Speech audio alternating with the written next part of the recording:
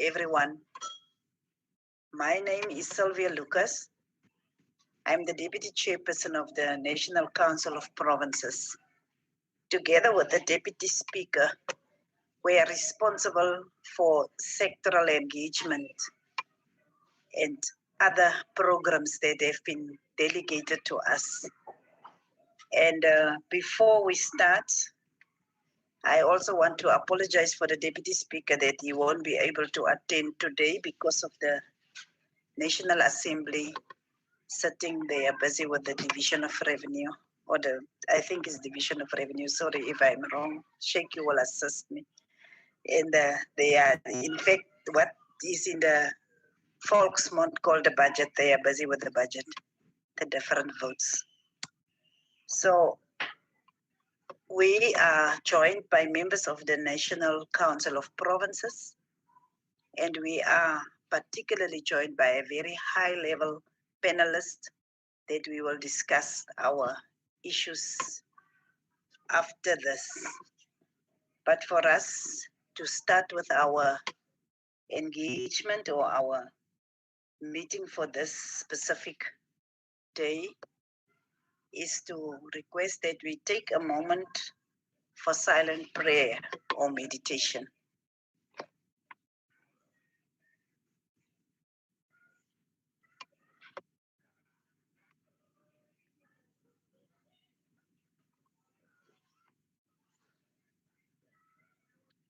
Thank you very much. Some of us pray really long. Some of us pray almost for the whole of the morning, and at this, or we reflect for the whole of the morning, and by this time, we just thank the higher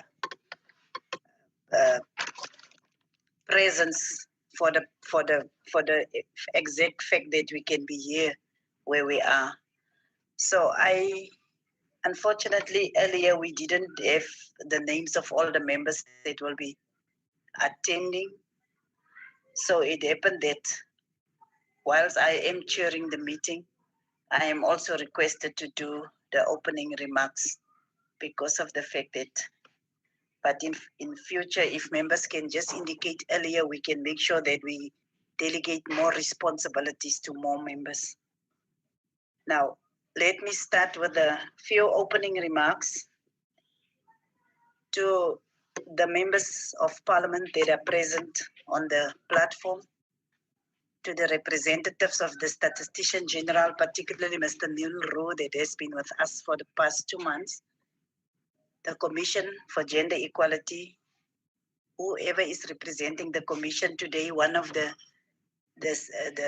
constitutional, the institutions that is actually supporting the Constitution, that they've been with us for the past 2 months, our different guest speakers, and I've noticed that at least 4 names have been put in the protocols: Professor Matthews, Professor Hughes, Professor Magano, and Advocate Magano, and now I've heard Ms. Trudy Nichols say she's an attorney at law.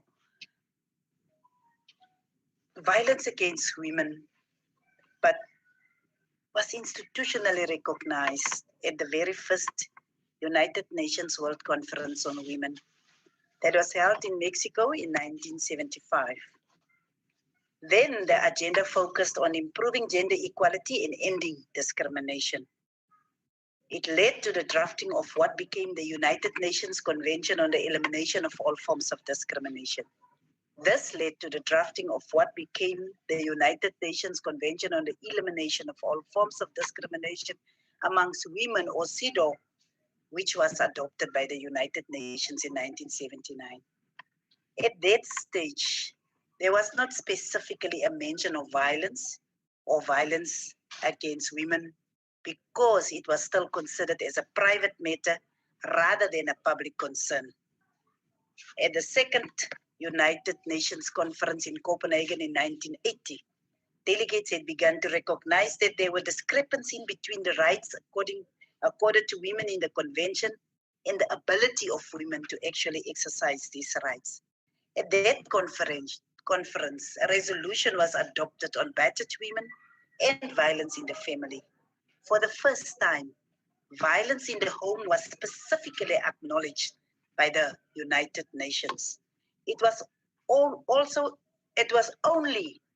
at the Conference of Women that was held in Nairobi in 1985 that violence against women in those specific terms was recognized as an obstacle to achieving the stated objectives of equality, development, and peace. The implementation of the 1985 resolution included the 1986 expert group meeting on violence in the family, with special emphasis on its effects on women. This meeting adopted concrete recommendations with regards to legal reform, police, prosecutors, health sector training, social as well as resource support for victims. It also made it clear that domestic violence was a global phenomenon which was significantly underreported. Distinguished guests, within the borders of our region, the South African development community, regional documents clearly affirm the principles of women empowerment and gender equality and further recognizes the prevention and reduction of gender-based violence as a catalyst for attaining an environment that is conducive for peace and security. The revised SADC protocol on gender and development identifies gender-based violence as an area of concern and proposes several approaches to addressing this pandemic. The revised SADC protocol on gender and development provides for the empowerment of women, elimination of discrimination, and attainment of gender equality through enactment of gender-responsive legislation and implementation of policies, programs, and projects. The protocol was revised in 2016 to align with the provision of other instruments, such as Sustainable Development Goals, Agenda 2063, and the SADC Industrialization Strategy and Roadmap 2015 to 2063. Honorable members, delegates, the women's struggle has gone through many phases and evolutionary processes, and during those phases, women have reasonably been optimistic that the adoption of many laws and legislation will once and for all deal with the scourge of femicide. However, South Africa has over the past few years and months cumulatively experienced an intensified onslaught of gender-based violence and femicide, where women and girl children have lost their lives through brutal and atrocious acts of violence. The killing of women have now become more brutal in nature as killers show a blatant disregard for human rights and the rule of law. Today, South Africa is reported to have one of the highest murder rates in the world. According to 2015 data of the United Nations Office on Drugs and Crime, it is the fifth highest in the world. Within that, we also have a femicide rate that is 5 to 6 times the world average, depending on the year. Gender-based violence and femicide has increasingly received national and international attention, accompanied by urgent calls for stringent measures to mitigate against this social ill. It is therefore pertinent that Parliament, as an activist and people-centered Parliament, robustly engages on intensifying the fight against femicide, particularly when a woman is killed. She's most likely to be murdered by an intimate partner. Intimate femicide is a complex phenomenon which is a web of associated and mediating factors which all contribute to its excessive levels in South Africa. It further shows that intimate femicide is an extension of intimate partner violence and as such has to take into account the unequal gender relations in society as a means to respond to this societal scourge. Parliament hosted its first Women's Parliament of the Sixth Dispensation in August 2019, and one of the priority items for discussion during the 2019 Women's Parliament was the entrenched scourge of gender-based violence and femicide. The 2019 Women's Parliament was also preceded by a national summit against gender-based violence and femicide, and that summit was a platform where His Excellency President Ramaphosa made a commitment to develop a responsive action plan to address issues of gender-based violence and femicide. The President in September 2019 called for an urgent joint sitting of both houses of Parliament to deliberate on the state of gender-based violence plan and to further strategize on what the appropriate response plan should entail to address the scourge. Today, we are here to give effect to the resolution of the 2019 Women's Parliament, where women called on Parliament to urgently enact legislation to specifically deal with the scourge of femicide. We are also here today to solicit the views and the expertise of strategic minds in order to give guidance to the formulation of a piece of legislation specifically crafted for the scourge of femicide. This is in line with our resolve to ensure a zero-tolerance legislative framework for crimes of femicide in order to ensure that perpetrators are decisively dealt with through clearly stipulated provisions in the law. Over the past week, we have seen that the Ministry of Justice is proposing how to make sure that we strengthen the existing legislation, but also that we make sure that we begin to address specifically femicide within our legislative framework. In conclusion, when we report on today's liberation, we will make sure that it is further debated by the Peace and Security Cluster. We've seen the Honorable Sheikh is here as a chairperson of the Security and Justice Select Committee. And we will also make sure that we share the insights that we gather today to inform our deliberations as we advance to make sure that our 2019 Women's Parliament resolution to enact legislation for femicide is accordingly implemented. It is really my sincere hope that today's deliberations will bring us closer to a solution to the scourge of femicide. We can only win this fight if the rule of law is appropriately shaped to adequately respond to the grave challenges that we face. With that said and done, I want to welcome all of you to today's deliberations. It is part of a much broader program that we are rolling out to make sure that we respond to the resolutions of the very first Women's Parliament of our 6th Parliament.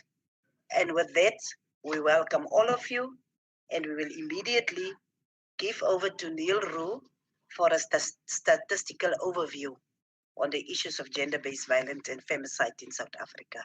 Over to you, Neil, from Statistics South Africa, and welcome to everyone. Thank you very much, ma'am. If you just open the presentation here.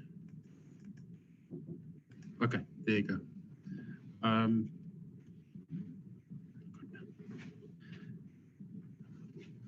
Good afternoon, colleagues. Just 1 second, please. Good afternoon, colleagues. I'm sorry for that. I'm representing the SG who could unfortunately not join us today. He's apparently involved in another parliamentary meeting for the day. So I hope I'll do him proud. And I think we've got a very interesting presentation today. As you know, it's always very, very difficult using the kind of surveys that we use in Statistics South Africa to accurately get information about violence against women. However, luckily for us, of course, we can get a lot of other information which contextualizes the whole issue.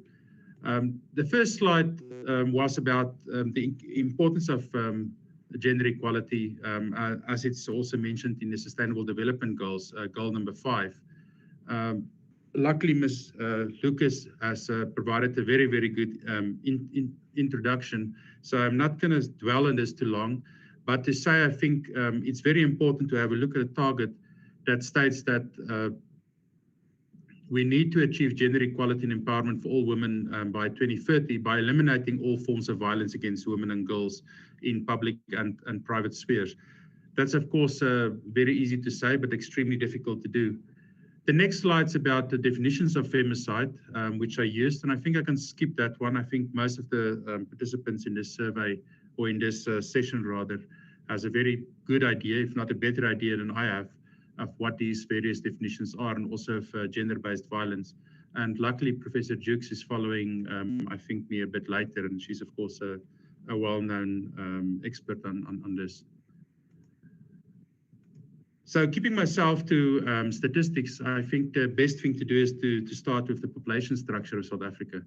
Those of you that know the South African population structure quite well would know that we have about 51.1% of the total population of female. Now, that's of course not necessarily an anomaly. Most countries have a situation where there are more females than males. Although more males are born into society because of a number of things, female longevity, and also the fact that males tend to die a bit earlier. You normally get that by the age of 40 or so, the number of women in any particular age cohort would exceed the number of females in that cohort, and also, of course, for the whole population. So there are, in fact, more females, and particularly that ratio is particularly skewed in higher age groups, above 60, 70, and so forth. If one has a look at proportions, this is cumulative data or aggregate level data, one will see that the highest percentage of elderly people or elderly women as well is in the Eastern Cape, where you've got about 11.4%. And then inversely, the lowest percentage of elderly people are in provinces like Gauteng, and also probably the West, well, in this case, not the Western Cape, but KwaZulu-Natal. Now, normally, the percentage of elderly persons in a population depends on migration. People who migrate are normally younger, in the working ages, and children, of course, and they would then mostly leave behind elderly people. Now, if you have a look at the youth population, you'll see that inversely in the Limpopo province, for instance, would have the lowest percentage of youth and adults, that are people between age of 15 and 59, whilst Gauteng will have the highest percentage, which is no surprise if you take into account that those are also magnets for migrants in society. Now, of course, women and of course males are vulnerable to economic problems and to unemployment, and that's particularly true for women, as you'll see in the next few slides. If you have a look at a slide, I'm sorry, ma'am? The slides are not showing. Are you able to share them? I can unfortunately not do so. I don't have the rights. Kevin, is that possible to show slides, or do we keep to not showing slides? But it can still be emailed to all the members. But you can, yes, it's there. Let's see it. You can continue, Neil. Okay, I'm sorry, ma'am. In terms of unemployment, I think it's very important to realize that unemployment amongst South African females are considerably higher, and has been considerably higher than for males in society. They were, for instance, using the official unemployment rate, which is about 50.1% as of Q1 of this year. Female unemployment stood at about 32.4%, which was significantly higher than male unemployment rate, which is 28.3%. This is out of total of about 7.1 million for the country. However, if you have a look at the expanded unemployment rate, these are people who are not looking for, including people who are not looking for work as well. You suddenly find that the unemployment rate is shot up to about 39.7%. And for females, that is 43.4% of females, compared to only 36.5% of males. So it shows that there's a clear disadvantage for women in terms of having access to employment. Now, Black Africans are the most vulnerable to be unemployed. Again, looking at the official rate that we normally use,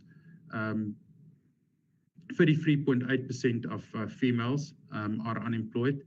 If you have a look at particularly Black females, sorry, if you have a look at by population group, and that's compared to 8.1% of white females and about 13% of Indian Asian females. In terms of males, the percentages are very similar, although of course slightly lower. And then for the female unemployment rate, sorry, I started with the race itself, but essentially the female unemployment rate is about 36.5%, my apologies, compared to 31.6% for males. Sorry, this is an oversight from my side, but the population group stays, in other words, it's much lower amongst the white population group for males and females than for Black African females in particular. I think this becomes a very important observation in terms of the vulnerability, not only to poverty, but also vulnerability to gender-based violence and femicide, perhaps.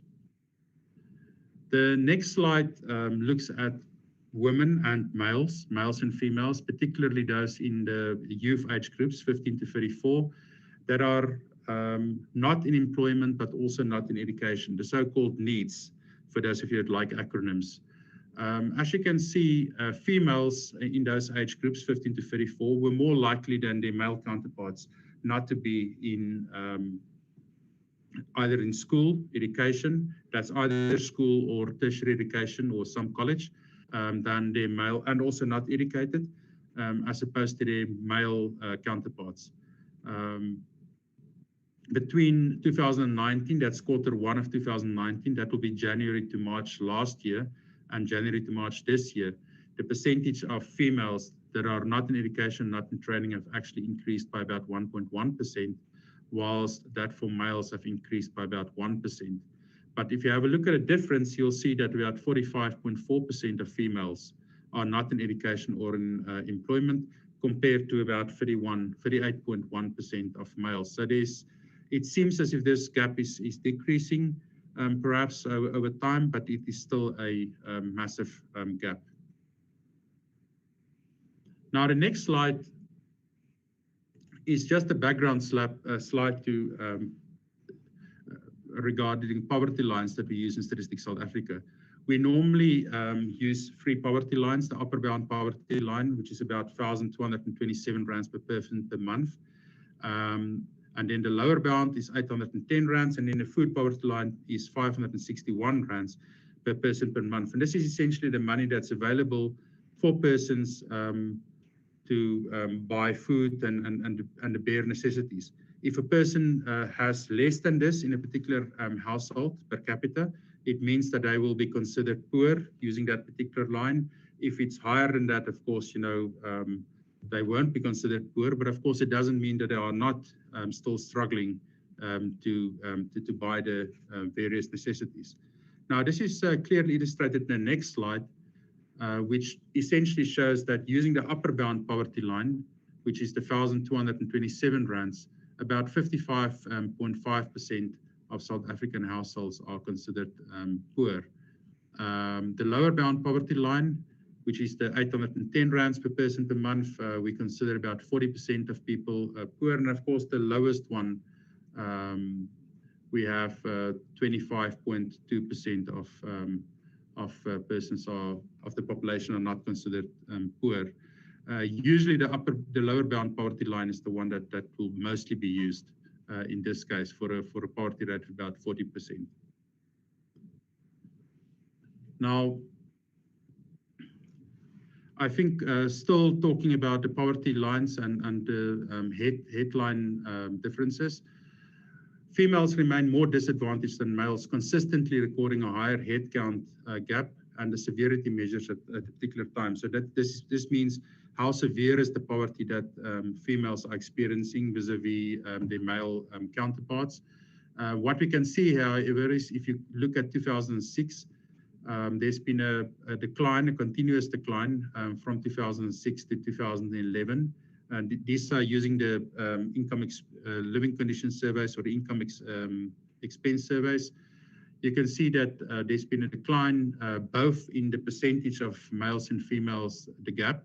However, there's been a slight increase from 2011 to 2015, although it seems using these 2 points at least that there's been a slight narrowing of the deaf. Females are, however, still more likely to be poor than the male counterparts, at about 41.7% compared to about 38.2%. So it's still significantly high, but it's also, there's still a significant difference between them as well, which I think is very important to note. Of course, poverty to a large extent in a country like South Africa, where most families are dependent on salaried income or some kind of monetary income, poverty, of course, is highly associated and correlated with unemployment and with employment. Now, 39.2% of female-headed households in South Africa did not have a single employed household member. I think that's an important statistic to maybe repeat. Almost 40%, 4 out of 10 households that are headed by females in South Africa did not have a single person that were employed. Now, if you have a look at South Africa, that 39.2% compared to about 19.5% of male-headed households. Now, of course, one would ask where the money came from for that household to sustain itself. And a lot of it came from social grants and remittances and various other forms of in-kind payments, either from family members or the community itself, which again probably shows some kind of dependency, I think, on the side of those families.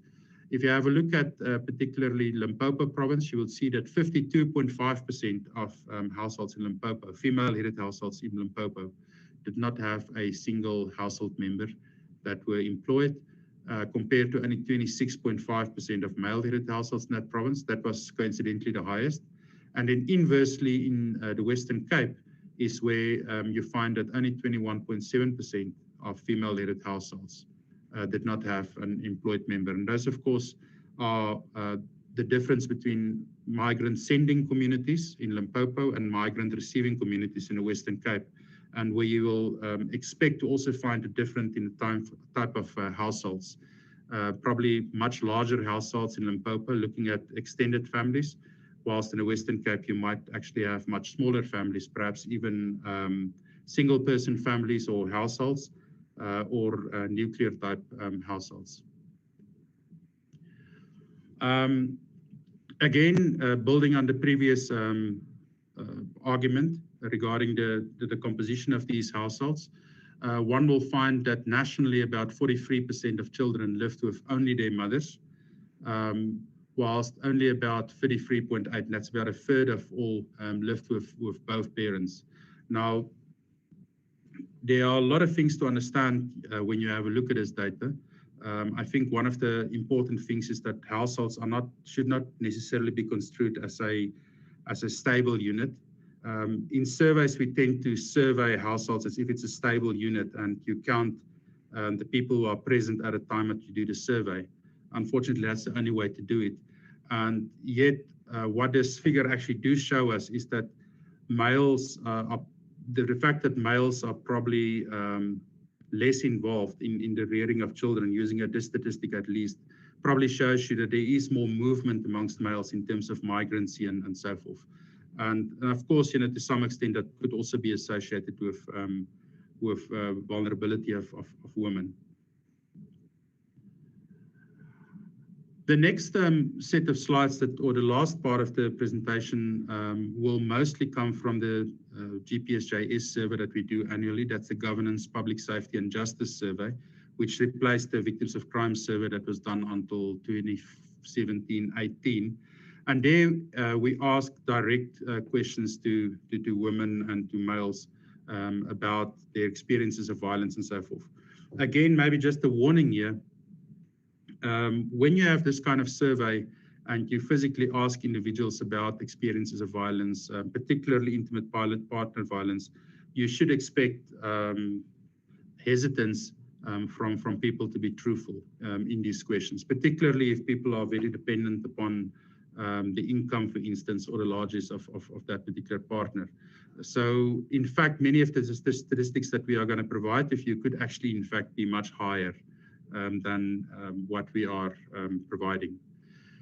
So looking at the first slide, one would see that about 50% of assaults that people have experienced were committed by somebody close, such as a friend or acquaintance. That is about a fifth. A spouse or an intimate partner, about 15%, or a relative or other household member, that's about 13%. They also say that about 29% of assaults were committed by unknown people. So as you can see, if you have a look at the histogram, one can see here that about a mob, for instance, is the smallest, but the role of a relative, household member, intimate partner, and those are all people that live in your household or very close to you, are very, very important and quite a large proportion of the total risk that people in households carry. So about a fifth of partnered women has experienced physical violence by a partner. And remember what I've mentioned earlier by saying that this could actual fact be quite much higher, given the data collection methodology that we follow. We don't necessarily do, in the surveys that we do, we don't necessarily do in-depth follow-ups because of, again, the collection methodology we follow. So in fact, one should probably believe it should be much higher. Of these women that experience physical violence, 21%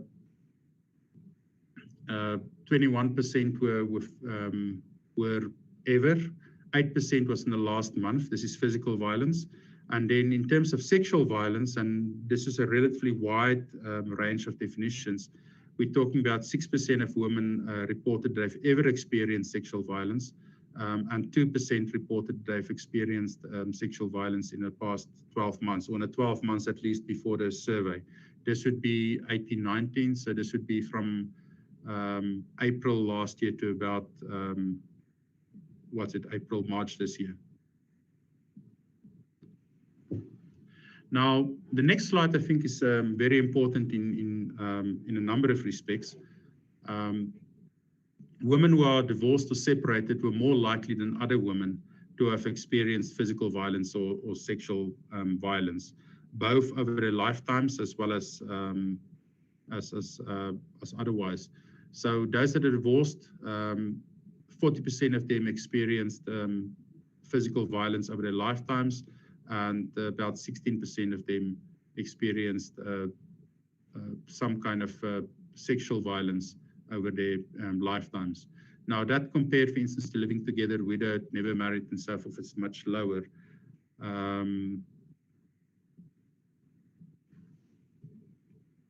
Oh, okay, yes, and this data is from the South African Demographic and Health Survey. Not all of it is from the GPSJS, as I've mentioned earlier. I think it just shows there's a real need for this kind of data, and this is something that we continuously attempt to get. Again, one needs to be careful when you look at these particular categories, divorced or separated, in terms of what, because these most women in society has in fact been in some kind of relationship before, and divorce and separation rates are quite high in South Africa. However, the associations seem to be extremely clear. Again, data from the South African Demographic and Health Survey of 2016, one would see that the prevalence of physical violence was greater amongst less educated women than those of secondary education or higher.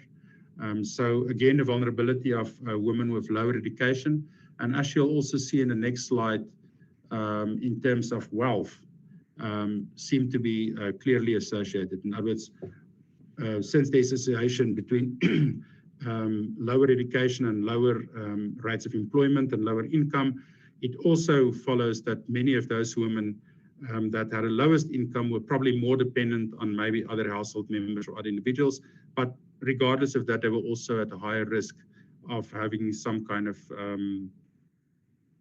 partner violence or sexual violence, experience those in their lives.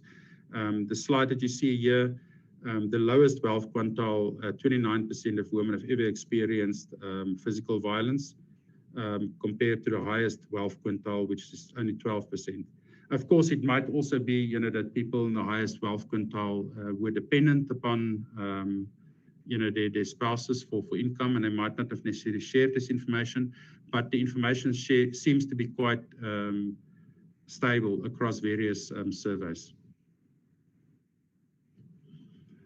Now, the ever experienced partner violence is highest in the Eastern Cape, whilst the Northwest Province had the highest rates of sexual violence ever experienced. As you can see in the Eastern Cape, 6.7% of females have ever experienced sexual violence, whilst about 31.6% have ever experienced physical violence. And then the figure, of course, for Northwest, as I've mentioned now, is about 11.8%, but then also 29.4% for physical violence, which is extremely high, of course. The lowest, coincidentally, is in KwaZulu-Natal. which is slightly lower than Limpopo, which is in the second place. The next set of data does come from the GPSJS 2018-19, which was released earlier this year. And these were regarding questions about whether females felt unsafe walking alone at night in a particular neighborhoods. And as you can see, there is actually quite a strong association between males and females. Most males and females actually felt unsafe, or a large percentage of males and females felt very unsafe in their particular neighborhoods. But females were most likely to feel more unsafe than their male counterparts. Coincidentally, if you have a look at a very safe, you'll see that females were actually less likely, slightly less likely than their male counterparts to feel very safe. And this will probably also, we haven't done the analysis here because of space considerations, but this will probably also align quite well with where people live and also the levels of poverty. I think the second last slide, ma'am and colleagues, is about the trust that people have in the police and also in courts. We've put the time series here that stretches back to 2013-14. In other words, we ask a question, how much do you trust the police and how much do you trust the courts? And it started, this is from the Victims of Crime Survey of 2017-18. That's the last time that we did the Victims of Crime Survey, and we asked in-depth questions on that. And as you can see, the trust in courts have actually been declining steadily since 2013-14, starting about 64% and declining to only about 41% by 17-18. Whilst trust in police, although it's varied slightly, has actually stayed relatively stable at about 54%. It started at 59% and it declined to about 54%. However, I think the important thing to see here are two things. The first one is trust in the courts are declining, which is extremely unfortunate in a country like South Africa, where the constitution, of course, is king. And secondly, also the gap between the trust in courts and the trust in police are also increasing over time, which is also extremely unfortunate. And that was my last slide, ma'am. Thank you very, very much.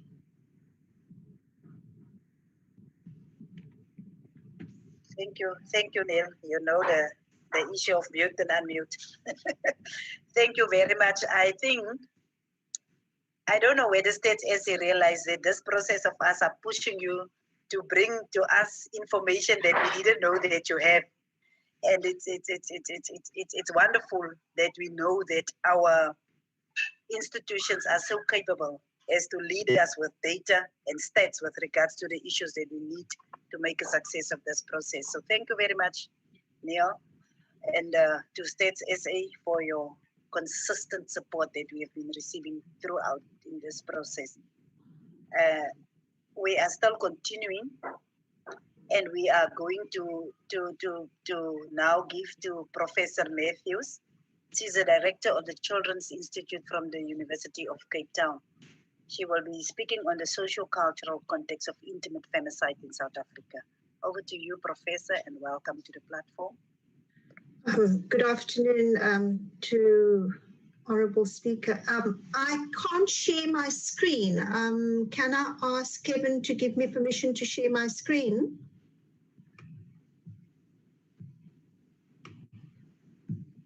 Whilst Kevin is busy with that, I think you can continue with the presentation. Okay.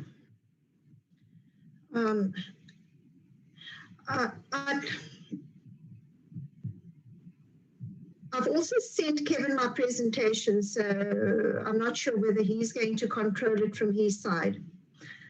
But let me start firstly to acknowledge that the work that I'm going to be presenting this afternoon has been a partnership that I have been working on with the Medical Research Council over the past 20 years or so. And what I'm wanting to do this afternoon is to start off by looking at some of the quantitative data, so our epidemiological work that we've done and our understanding that we've developed on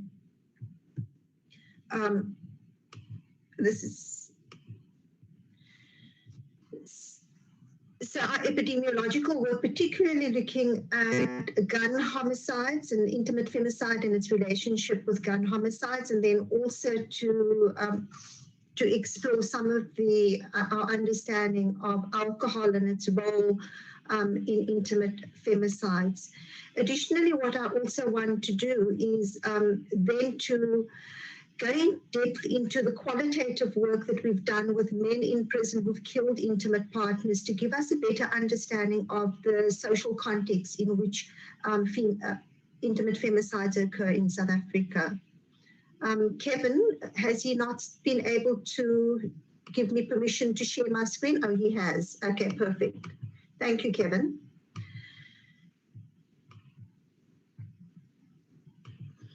Okay, so if we start thinking about intimate femicide and our current understanding of intimate femicide, what we know is that in South Africa, and as Neil has pointed out, intimate femicide is the leading cause of female homicide. And in fact, what the work of the South African Medical Research Council has shown us is that it's double the global homicide rate. Intimate femicide in South Africa is also what, from our work, we have shown that it's the most extreme form as well as consequence of intimate partner violence. And what we have come to show is that it follows the pattern of intimate partner violence rather than overall female homicide. But most importantly is that what we've come to understand that the killing of an intimate partner is not an isolated event, that it's driven by a set of risks. And I think that's really important to understand, that intimate femicides are more likely to occur in the context of gender inequality, where in particular there is a gender hierarchy, and we'll talk a bit more about this later. But importantly, the prevailing social environment and the cultural context, particularly in South Africa, provides the space for tolerance of men's violence towards women, and in fact for intimate femicide to occur. I just want to show you this, and I know Professor Jukes and Professor Abrams will talk more about this later, but what is really important is if we start looking at proportion of intimate femicides in South Africa, we have seen from 1999 to 2009 that the percentage of intimate femicides have increased, and Professor Jukes will present more recent data, but what's important about this is that in our 2009 work, what we have seen is that overall, the female homicide rates have come down, very much in keeping with overall homicide in South Africa. And when we started looking at what are the underlying reasons for this, is one of the reasons for this is really around that there was a significant lowering of both gun homicides for both intimate as well as non-intimate femicides. And why I'm talking about this is because it's really, really important that we understand that after the first national study on intimate femicide, there was a big lobby towards with the firearms control legislation that was introduced. And what we did see with the introduction of the firearms legislation was also a concomitant reduction in the homicide rates for women. But what is still important to understand is that the lethality of guns, and I think that's really important, that although we saw a lowering of intimate femicides in relation to gun homicides, that when guns are used, women are more likely to be killed, and particularly with a single gunshot. We also know, and it's a different term that I'm introducing to you now, intimate femicide suicides. This is when a woman is killed by an intimate partner and he commits suicide thereafter. That over 80% of cases of intimate femicide suicides, guns were used, just telling us how lethal guns are in the killing of intimate partners. Turning to alcohol and our understanding of alcohol and its relationship with intimate femicides is really, really important, because what we are seeing in South Africa emerging is a bit of a different pattern to what is shown in developed settings. So what I mean by this is when we start looking at women who are killed by their intimate partners, that overall women who are killed have nearly a 4 times or about 4 times the legal limit of alcohol in their blood. And this fits with our overall pattern of high alcohol consumption and interpersonal violence within South Africa. And when we start teasing that out, what we do see is that we have 2 distinct groups of women. We have sober women who are absolutely sober when they're killed by guns, but incredibly high levels of intoxication by women who are killed by sharp force or blunt force injuries. What this means is there's that interpersonal violence and interpersonal arguments happening when this type of killings occur. We also see an association between intimate partner killings and high blood alcohol levels, as I've shown above. But what we are seeing also is the mediation of what we call mediated by women's unemployment status. And this points to the increased vulnerability of unemployed women in violent relationships to be killed by an intimate partner. And this is really important based on what Neil was telling us about high levels of unemployment amongst women in South Africa and what this means for women in violent relationships, that in fact their risk increases.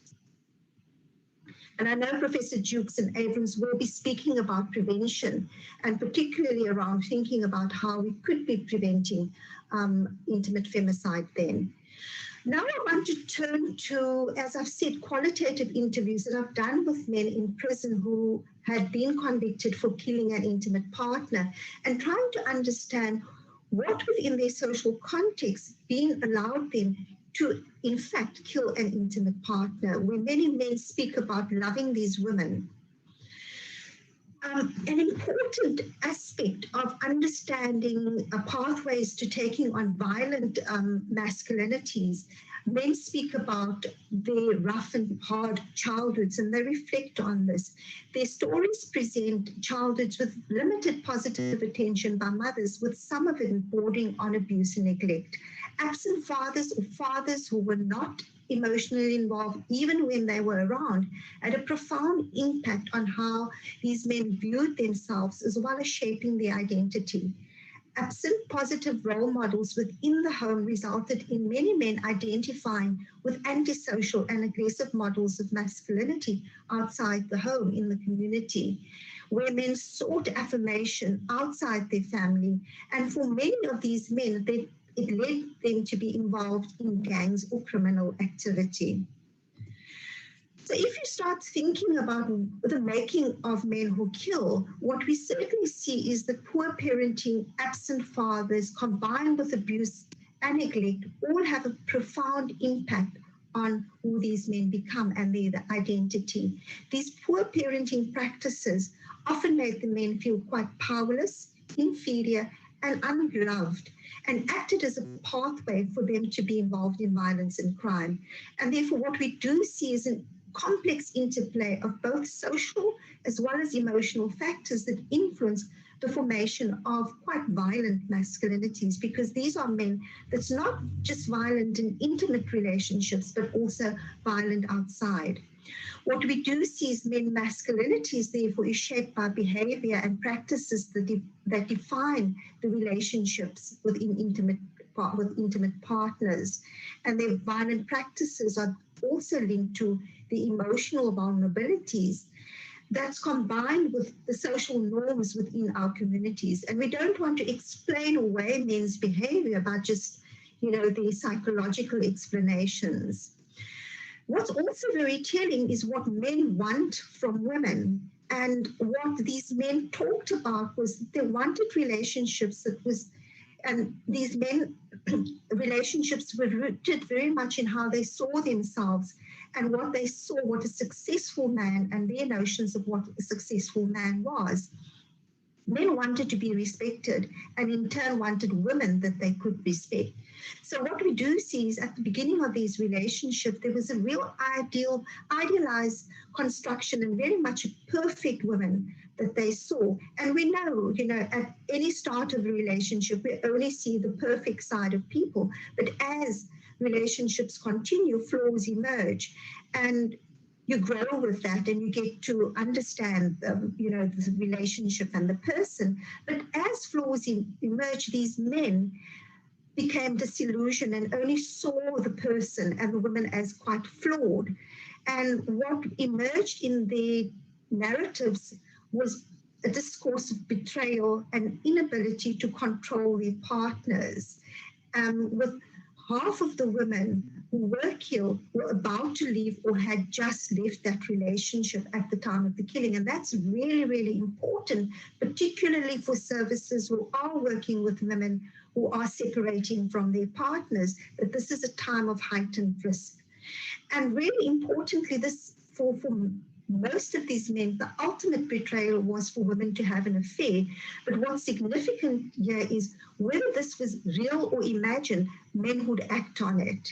And the act of killing in all their descriptions and their narratives was really about taking back control of a relationship that they perceive where they've lost control. So just schematically thinking about just how men come to kill intimate partners, what we do have to take account of is how childhood factors, particularly what's happening in the home, influence outcomes for children. So think intimate partner violence in the home, maternal absence or paternal absence, all influence childhood outcomes. Where there's violence in the home, also increases risk for both physical, sexual, and emotional abuse. We see conduct disorder or behavioral problems as an outcome, as well as poor school outcomes. I'm not going to go through the whole list, but what we do see here is that this then influences the outcome for men to take on violent masculinities. And what we do want to do is to break the cycle and I do know that Professor Jukes and Abrams will be talking about this and how we can successfully start thinking about breaking the cycle. So what we have learned is certainly that we have to tackle gender inequality and the social norms that underpin this. Childhood adversities play a significant role in the formation of violent masculinities, and this needs to be taken into account both in our response and in prevention of intimate femicide. We've also come to show that gun ownership plays a significant role in intimate partner killings, and therefore restricting gun access is vital. Excessive alcohol consumption in South Africa influences women's vulnerability and its relationship as well as with employment. Intimate femicide, and I haven't shown this data, but what we have seen is that it follows a particular pattern of injury as well, and this can assist the investigation of cases, particularly where your perpetrators are unknown. So if we start thinking about our policy in South Africa, what we are seeing at the global level is that many countries, and including South Africa, have recognized the seriousness of femicide. And this is really critical in order for countries to respond effectively. What we're also seeing is the establishment of specialized investigation and prosecution units as recommended by the Special Rapporteur on Violence Against Women. And certainly a move in Latin America is where most countries have passed legislation pertaining to specifically to femicide or codified femicide as a crime. And so what we're also seeing advancement is around globally, there's been a move towards the development of national protocols to guide the investigation of intimate femicide. So what does this all mean for us in South Africa? I think we at the important moment of starting to think how we align policy and legislation. We've got the National Strategic Plan on Gender-Based Femicide that's driven by the presidency and signed off by the president earlier this year. And this needs to lay the foundation for policy reform. I do think what we have to consider is how we strengthen our policy response to guns as well as alcohol, because both of these are shown to increase risk. We also need to consider how the role of SAPS in the investigation of intimate partner violence, particularly around protection orders, required to be strengthened to prevent intimate femicide. And I don't think we know enough about this.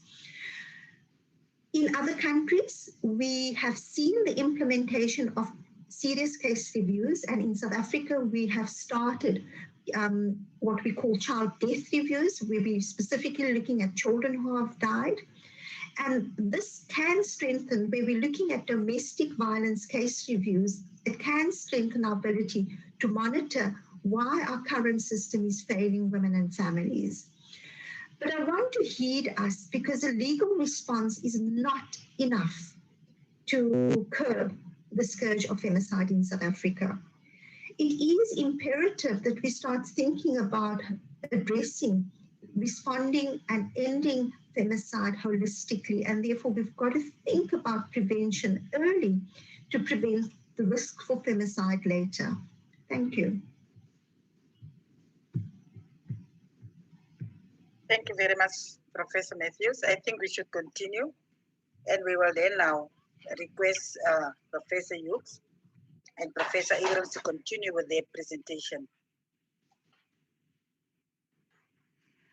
Good afternoon, Honourable Chair, distinguished participants, friends and comrades. Thank you very much for inviting me to speak today, and my colleague, Professor Abrams. Can I request, Kevin, that you put our slides up, and I will just start talking while you commence with that. The presentation today is going to address four key areas. We want to talk about the prevalence of gender-based violence and femicide, drivers of these forms of violence, the prevention and the rule of law, and then we will share concluding remarks. I haven't seen the presentation yet. It is in your email, Kevin, if you, oh, thank you, that's great. Okay. So if you can start the show. So, thank you. And next slide. So, first of all, I do want to bring us back to what we mean by gender-based violence and femicide, because I think it's really important that we recognise that the most common form of gender-based violence is intimate partner violence. And we're really talking about physical, sexual, emotional, and economic violence, usually perpetrated by a male intimate partner against a woman partner. A subset of this is intimate femicide, and as Shanaz has reminded us all, this is the most extreme consequence of intimate partner violence. It's not a completely separate phenomenon, it's part and parcel, but it's one very, very tragic end of the whole spectrum. We also refer to non-partner sexual violence, rape, child sexual abuse, sexual harassment, and there are other forms of gender-based violence in our society: trafficking for sex, child marriage, ukutwala, and I'm sure there are others. I'm mainly going to talk about intimate partner violence and femicide in this presentation. And next slide, please. In the next slide, I want to return to the question that was opened by Neil about the scale of intimate partner violence. And to be honest, I think the conclusion for South Africa is that we don't really know, we don't really have a reliable estimate of the prevalence. In this graph, I have looked at a measure of women's experience of physical and/or sexual intimate partner violence in the past 12 months. And you see on the extreme right-hand side, the prevalence that has come from the South African Demographic and Health Survey that Neil, and that's just for physical IPV, and Neil has just been sharing with you some of the data. But on the extreme left of this slide is the prevalence of this measure that was reported by women living in formal settlements in Durban in a study that we have recently conducted over the last 3 years. And here we see 2/3 of women reporting experience physical or sexual intimate partner violence in the past 12 months. And I've given you in the other bars here the prevalence of this measure found in studies conducted in a range of different countries under the DFID-funded What Works to Prevent Violence Against Women and Girls global program. And we see Africa with Ghana and the Democratic Republic of Congo, and some countries in Asia, Nepal, Bangladesh and Tajikistan and Palestine in the Middle East and Central Asia. The South African prevalence from an informal settlement population was higher than any of them. And if you press again, Kevin. Okay, sorry, I had what this really shows is that we really need to drill down and not assume that even if we come up with national prevalence statistics, that they will pertain in all populations within the country. We don't know how reliable the demographic and health survey figure is. These surveys have been fairly reliable in some other countries. They tend to underestimate prevalence, but I think the feeling from the community in South Africa is that the figure is probably quite a substantial underestimate. But until we have a well-conducted national survey, we won't actually know that ourselves. So now on the next slide, I would like to hand over to my colleague, Professor Abrams, who will talk about what we know about femicide. Good afternoon, everybody. Hope you can hear me well. So I will continue, and the next few slides, I'll talk about the femicide work that we've done in our unit. So we've completed 2 national femicide studies, a 1999 study and 2009. Shanaz have responded to that. And we're currently collecting data for a 3rd national femicide study, and it will be data for 2017. And we have plans to repeat the femicide study for the current year, 2020, because the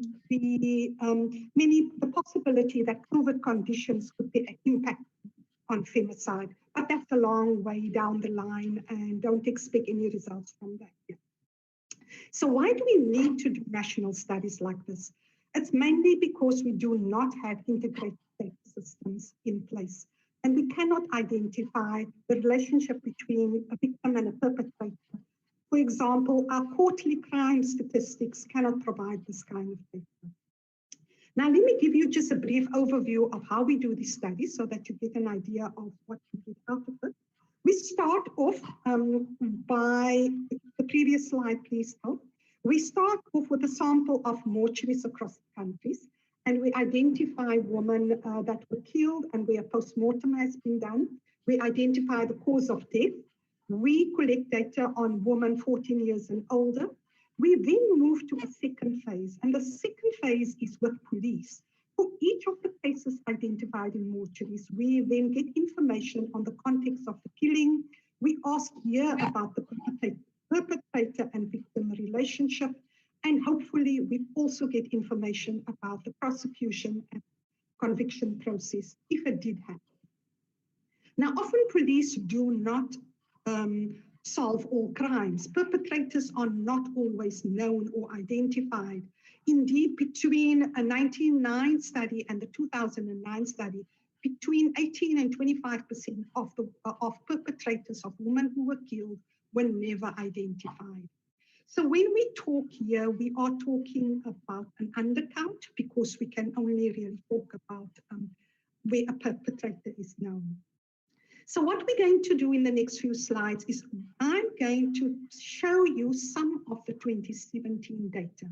We completed phase 1. So we've got all the women that were killed in the country. We started with police. COVID has interrupted a bit of that, but we're not doing not too bad. And we have about 22% of the data from police collected. So the information I'm going to show you is preliminary data. So please remember that because we feel pretty confident that we are seeing a trend and we want to share that with you. Next slide, please. So you're familiar with the statistic, I think. In 1999, we found 4 women were killed per day by a current or ex-intimate partner. In 2009, we saw a decrease, 3 women a day. And as Shanaz indicated, this was in line with the reduction of overall crime and murder in the country. Male murder also decreased in this period. But what are we seeing in 2017? So based on the data that we've collected, we can with confidence say that we are really worried, and it suggests that we are seeing between 3 and 4 women killed per day. Next slide, please.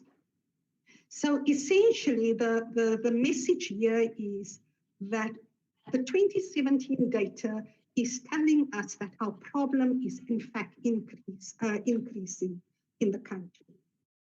Can we go to the next slide? So here is a comparison in terms of, this shows the proportion of intimate femicides among all female homicides, where a perpetrator is known. And here we see a definite increasing trend upwards. In other words, intimate femicide is the leading cause of murder among women in South Africa.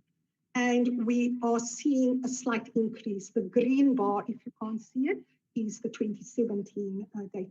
So 58% of women that were killed in 2017 were killed by an intimate partner.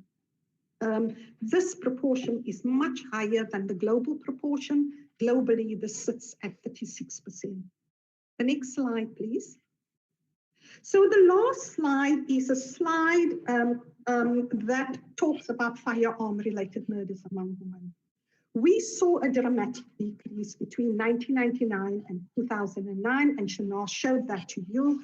And where we, and this with the decrease, we also were able to say was part of, explained by the implementation of the Gun Control Act. However, there's been suggestions that there's an increase in violence, in gun-related violence. Now, this data I'm showing you is not the femicide data. This is data from the 2017 Injury Mortality Study. This is a study that's led by the Burden of Disease Unit at the MRC. We collaborate with them. We use the same study sample at mortuaries. And what they do, they collect information about injury-related deaths. So essentially, they stop at phase 1, and we continue with police, but this is where they stop. The Burden of Disease team kindly allowed me to share this with you. Again, this is preliminary data, but what it shows us here is the number of women killed, 14 years and older, killed with a gunshot across the provinces, the cross in terms of how it's shared across provinces. So you can see here that it is provinces that are more populous, urbanized provinces that has more gun-related homicides amongst women. And this is an indication for us that there is something, that there is a trend in decrease in gun violence. We will be able to see this more definite once we collect our data. Now, I will end here and hand back to Rachel. I just want to say we're pretty confident of the data. We started data collection also in the rural police stations. So in terms of the 2017 data, we're pretty confident that we are going to see this. And we are just about to start in the larger urban police stations. And we do not expect to see less intimate femicides in the urban city. I'll end there and I'll hand back to Rachel. Thank you very much. Can I have the next slide, please? Well, Professor Matthews has really beautifully set the scene by describing, using qualitative data, the processes that are set in play to lay the path towards the development of violent masculinities based on data where the men have used their violence to kill their intimate partners. What I want to show you in this slide is a summary of overall of what we know about drivers of violence against women. And this is drivers of violence that is both fatal, as in intimate femicide, but also non-fatal violence against women. And this slide is based on our review of the global literature of what's known of the risk factors and drivers of this problem. And I think it's really important to recognize that centrally placed here is the role of gender inequality, patriarchal privilege, and the disempowerment of women, which is one of the most central drivers of violence against women. It drives men's perpetration of violence, and the disempowerment of women reduces women's ability to take action to protect themselves from violence, including taking action to leave violent partners. And this is centrally related to that key problem that's so well recognized within our field. And integrally related to this is the normalization and acceptability of violence of all forms, ranging from violence by parents against children or teachers against children in schools, through to violence used by neighbors in the community. South Africa is a society where the use of violence is absolutely normative in handling interpersonal conflict. And in this type of setting, and these norms around the use of violence are integrally related to the whole problem of violence against women. They're obviously very closely related to gender inequality, because the use of violence in order to gain power and control over women is so centrally part of more violent masculinities. And linked to that, obviously, the power and control to sexually control women that we see enacted through rape. Poverty is very closely related to this, and we've already seen the statistics from the Statistics South Africa data, but those figures play out across the world. And we see that in households that are extremely poor, that there is a much higher prevalence of intimate partner violence. And it's also linked to the educational levels of women, as we've seen in the slide, but also of men, which is also integrally related to their poverty. These are structural factors, but we also have very important individual and relationship factors. And just as gender inequality fuels poverty and poverty drives gender inequality, both of these drive the individual and relationship factors.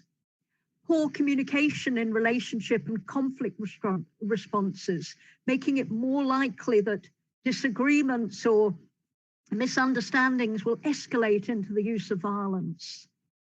Poor mental health and substance abuse, and we've seen that both the poor mental health of women as well as of men and substance abuse by both of them, both are drivers of violence. Shanaz has talked about childhood neglect and abuse, and obviously linked to this is children witnessing abuse of their mothers. And these are potent drivers of women's victimization as well as men's perpetration. And the only driver I have here, which we haven't linked to men, is disability. But we know that women with a disability have twice the risk of experiencing intimate partner violence. And we know this from research across multiple countries and settings in the world. And of course, all of these structural as well as individual and relationship factors fueled by armed conflict and post-conflict. What's the relevance of this to South Africa?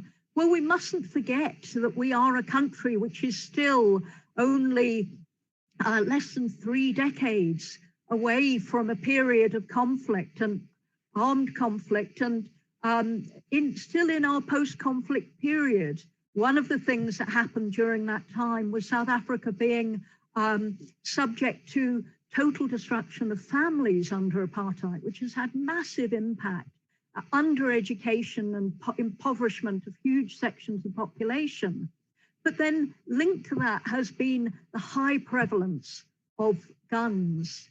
And this again relates to the terrible problem we are still grappling with in this society, with the very high levels of gun ownership, whether legal or illegal, which is so important in violence against women, as well as other forms of violence. And we must never forget the enduring mental health impacts of periods of conflict and post-conflict.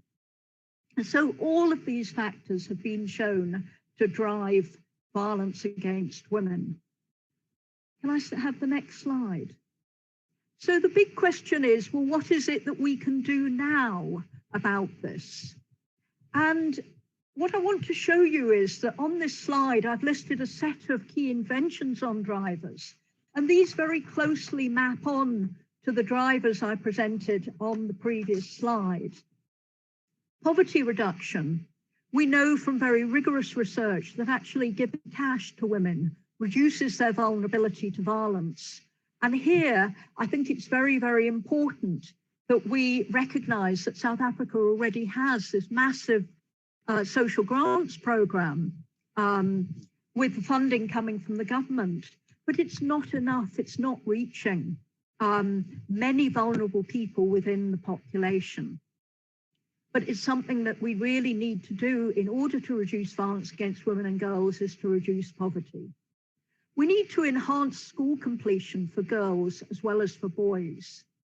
We need to have measures to promote gender equality and action on all forms of violence, including violence against children.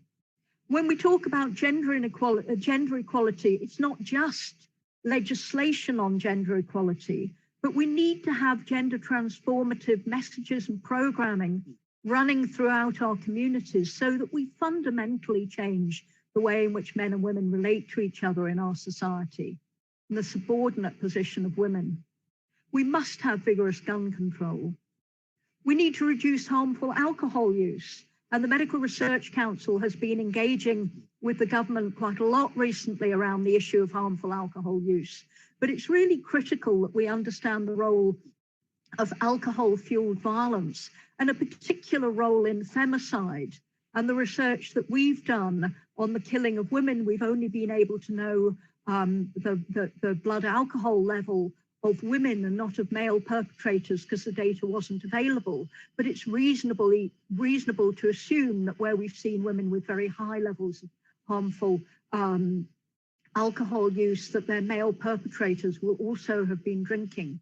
And it is a very important problem underpinning femicide. We need to extend funding for mental health services. Shanaz has described how the mental health problems develop, but we know that the conditions of living in poverty, poor education, feeling that you have no real opportunities for advancement in life fundamentally undermines mental health. We have to provide services there, and we need to support with programs of lay counselling, as these have been shown to be very effective interventions, but these services are needed by men and by women. We need much more vigorous enforcement of protection of children, and it must be linked to parenting programs targeting vulnerable parents.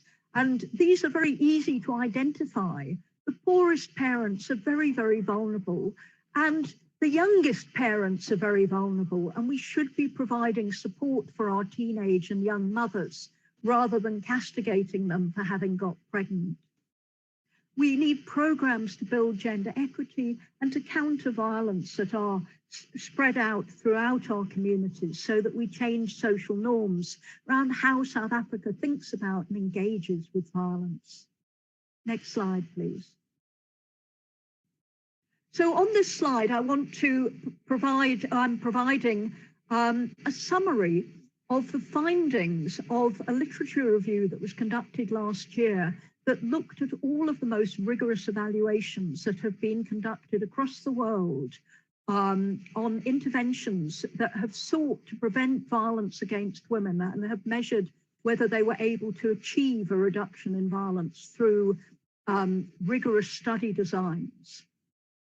And what we see is that there are actually 9 interventions that have been evaluated with well-delivered interventions, well-evaluated, well-designed research in multiple settings that have shown that the intervention can be effective. And we see here, I've spoken to you about the economic transfers, interventions that combine economic and social empowerment programs targeting women, parenting programs to prevent IPV and child maltreatment, community activism to shift harmful gender attitudes and roles and social norms, school-based interventions to prevent dating and sexual violence, although I will mention that the ones that have been shown to be effective globally have not been delivered through the classroom. They've been delivered through other trained activists going into schools delivering specially designed programs, but they have been shown to be effective. School-based interventions for peer violence, and peer violence is part of that continuum of violence forms that we see across our community. And we know that men who perpetrate, or boys who perpetrate violence against their peers are more likely to perpetrate violence against their women partners. And it's very important that we take this seriously and address it. We know that interventions that work with individuals or couples to reduce their alcohol or substance abuse, with or without other prevention elements, can be effective. Couples interventions addressing alcohol or violence, and particularly couples interventions delivered to couples who are about to become new parents. And very importantly, interventions with sex workers to reduce violence by clients of police or strangers through empowerment or collectivization or substance abuse reduction. And we must remember sex workers as a particularly vulnerable population, and they experience extremely high levels of violence. And then there are other interventions on this slide that really have much less evidence. I want to draw your attention to, there are some things that really don't work on their own. Bystander interventions don't work on their own. Just giving a brief counselling to pregnant women around risk and safety doesn't work. Microfinance on its own doesn't work unless it's combined with a gender transformative programme. And we have very little evidence that programmes which are only providing information using mass media approaches actually are helpful at all in preventing violence. These may be helpful if combined with other approaches, but they don't work on their own. So next. So what we've got here is a repertoire of interventions that are effective and can be adapted and taken to scale. And so we really can't say that we don't know how to move forward. We have a lot of things that we know we can move forward on in order to prevent violence against women. And I think our real challenge is to raise the funds and go forward and implement these with fidelity to the original concepts. Next slide. So what about the legislative contribution? And recognising that we're particularly speaking to parliamentarians through this presentation, I think it's incredibly important that we remember that most of the drivers of violence need to be addressed through either laws or promoting policies or ensuring oversight to make sure that our well-designed laws and policies get implemented well. And this is an absolutely key role of Parliament. It's not just about making new legislation, but it's making sure that what we've got works and the policies are put in place. Part of the portfolio for action obviously lies in the domain of the criminal justice system. And I was very pleased to follow the news reports of the presentation given by the Honourable Ronald Lamola to Parliament last week, and to hear about the new sexual offences courts, and in particular the personal identification and verification application system that's going to be set up in police stations to apprehend persons of interest. And this is critical for us because one of the things that we've found so painful looking at the femicide research over the years has been the number of people who are clearly identifiable as the most likely suspect in femicide cases, i.e. the husband or the known boyfriend, who are never arrested. And it is incredibly important that we develop the capacity and implement it within the police to pick people up when they're not living in their own home. What would you do if you knew you'd killed your girlfriend? You wouldn't stay around to wait to be arrested. You'd go somewhere else. And so we need a system that can pick those men up. And I'm really pleased to hear this. I was also really pleased to hear about the forms allowing for online applications for child maintenance. Child maintenance abuse is widespread in South Africa. The non-payment of men who are fathers of children when they're not together and financially supporting their families is a form of economic intimate partner violence. We need to recognize this as a form of violence against women, and we need to make it much, much easier for women to actually not just apply, but to get maintenance for their children, for men to be held accountable. Online applications for protection orders is really important because these are not that easy to get, particularly second and subsequent ones, as well as other legislative amendments. And I think that these are really, really important interventions in addressing violence against women. And all of the work of the criminal justice system goes to the heart of the problem of impunity that we have with crimes against women in South Africa. And we really need to work in order to reduce this. But we must recognize that our problems are not driven by the fact that there is impunity. Our problems are driven by these fundamental drivers that I spoke to you about and presented in the earlier slide. Our patriarchal gender relations, the widespread use of violence in this country, the grinding poverty so many people face, and the severe levels of mental health and alcohol problems, and poor interpersonal relationships, and the underpinnings of these with abuse and neglect experienced in childhood, and our history as a country. And we need to remember that because we have to unpick it in order to solve our problem. So what must we do? The next slide, please. On this slide, I put together 10 measures that I think we should do immediately to stop to support ending gender-based violence and femicide. We need to introduce a basic income grant to reduce the most severe poverty. If we don't tackle poverty, we won't tackle these problems. We need to continue and to expand our measures and evaluate their effectiveness that are aimed at enhancing school completion, resourcing preschool education, teenage pregnancy prevention, supporting homework, and oversight of the DBE's measures to prevent dropout before matric, and action to ensure the school year this year isn't lost from COVID. We need gun, alcohol, and drug control, enforcing existing measures and oversight and ensuring that we prevent corruption within these systems, act on illegal guns, act on drugs, reduce harmful alcohol use. We need resources for evidence-based prevention programs to challenge harmful masculinities. And I want to draw your attention to the Stepping Stones and Creating Futures program.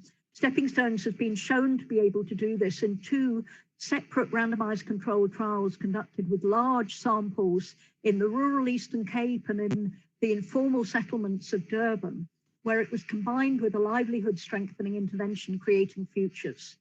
Creating Futures has been really important as a way of enabling us to engage men, bring them to the table so we can talk to them about gender. Because when men are desperately poor and living in informal settlements, it's extremely difficult to talk to them about things that don't relate to their most immediate and pressing concerns, which relate to income generation. And so this has been a really important intervention and now has twice been shown in these different evaluations to be able to reduce men's perpetration of violence.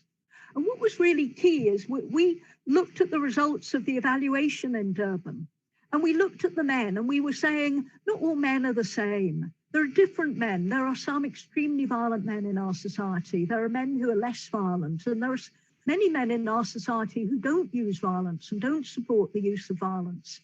And we looked at the question as to whether if you differentiate these men into groups depending on their use of violence and abuse of women, did the intervention have impact on different groups in different ways? What we saw was this intervention particularly changed the most violent men, and it did it because it provided support for the men to work through some of their mental health issues. Absolutely critical that we recognise the role of poor mental health that is driving much of the violence we see perpetrated in our society, and we must respond to that, or we will not be able to prevent violence against women and girls. We need to resource mental health problems And we need to do this both through the formal sector with psychologists and psychiatrists. We have very few of them in the country. We must have community level interventions providing psychotherapy through the use of lay counsellors. We need to fund shelters and parenting programs for vulnerable parents and have more efficient maintenance and protection orders. We need stronger enforcement of existing legislation and judicial review of sentencing. We are setting up our National Council on Gender-Based Violence and Femicide, working to implement the National Strategic Plan, and we must call on Parliament to provide effective oversight to make sure that the dream that has been encapsulated in these bodies and in the National Strategic Plan becomes a reality and changes the lives of women on the ground. We need to ensure resources are allocated from the National Treasury for measures required for gender-based violence and femicide prevention. And we need to ensure that we have a solid research foundation to guide the prevention strategy and monitor and evaluate its impact. Next slide, please. So to conclude, the prevention of intimate femicide requires measures to prevent gender-based violence overall. Research shows the prevention of gender-based violence before the act occurs is possible in the short to the medium term. There's a very important legislative role in this, but it encompasses measures in the criminal justice system, as well as measures that cut across a much wider set of areas which fall within broadly the social cluster. We're confident that after 3 decades of research on gender-based violence and femicide, that we know what measures are needed for prevention. It's absolutely important, but essential that we roll these out and we have the political support and the funding for this task. Thank you very much. Thank you very much, both Professor Hughes and Professor Abrams is from the South African Medical Research Council. And like I said, Professor Matthews is from the Director of the Children's Institute at the University of Cape Town. I just want to make an observation before we give over to Honorable Sheikh that will be chairing the next session, is that in terms of the engagement that we had over the past weeks, most of the presentation is confirming the information that we got from different grassroots engagement, particularly in the province of the Northern Cape and the Free State, where we started, and also the Western Cape, where we started with our processes. So I must say, there is one specific issue, professors, that came out even in our engagement at the Social Transformation Subcommittee at the ANC level that is led by the Honorable Lindiwe Sisulu. The issue of possibly bringing in a kind of program that will be in the curriculum of skills that will actually enable us to actually orient our children correctly. Because in effect, what we are saying with all the information that we are having, we are confirming that we are a very violent society, and particularly violence against women, children, and vulnerable people, because the issue of disability is also an issue. It's just an observation that I'm making. It's not a discussion. And I think with now the second session, giving over to Honorable Shaida Sheikh. And I just want to remind you, Honorable Sheikh, that Ms. Nichols is an attorney at law, and she actually corrected us that she's not an advocate. Over to you, Ms. Sheikh. And Ms. Sheikh is the chairperson of the Select Committee on Justice and Security, or Security and Justice. Over to you. Thank you, Deputy Chairperson, and good afternoon, honorable members and invited guests. Honorable members, the previous presentations that we received focused largely on the socio-cultural drivers in society and the need to improve policy programs and legislation in specific areas to address gender-based violence and femicide. The next 3 presentations that we'll receive will actually focus more on the legislative framework, the gaps in legislation, and the criminal justice system. The first presentation we'll receive is on femicide and the rule of law in South Africa. The presenter is Advocate Magano.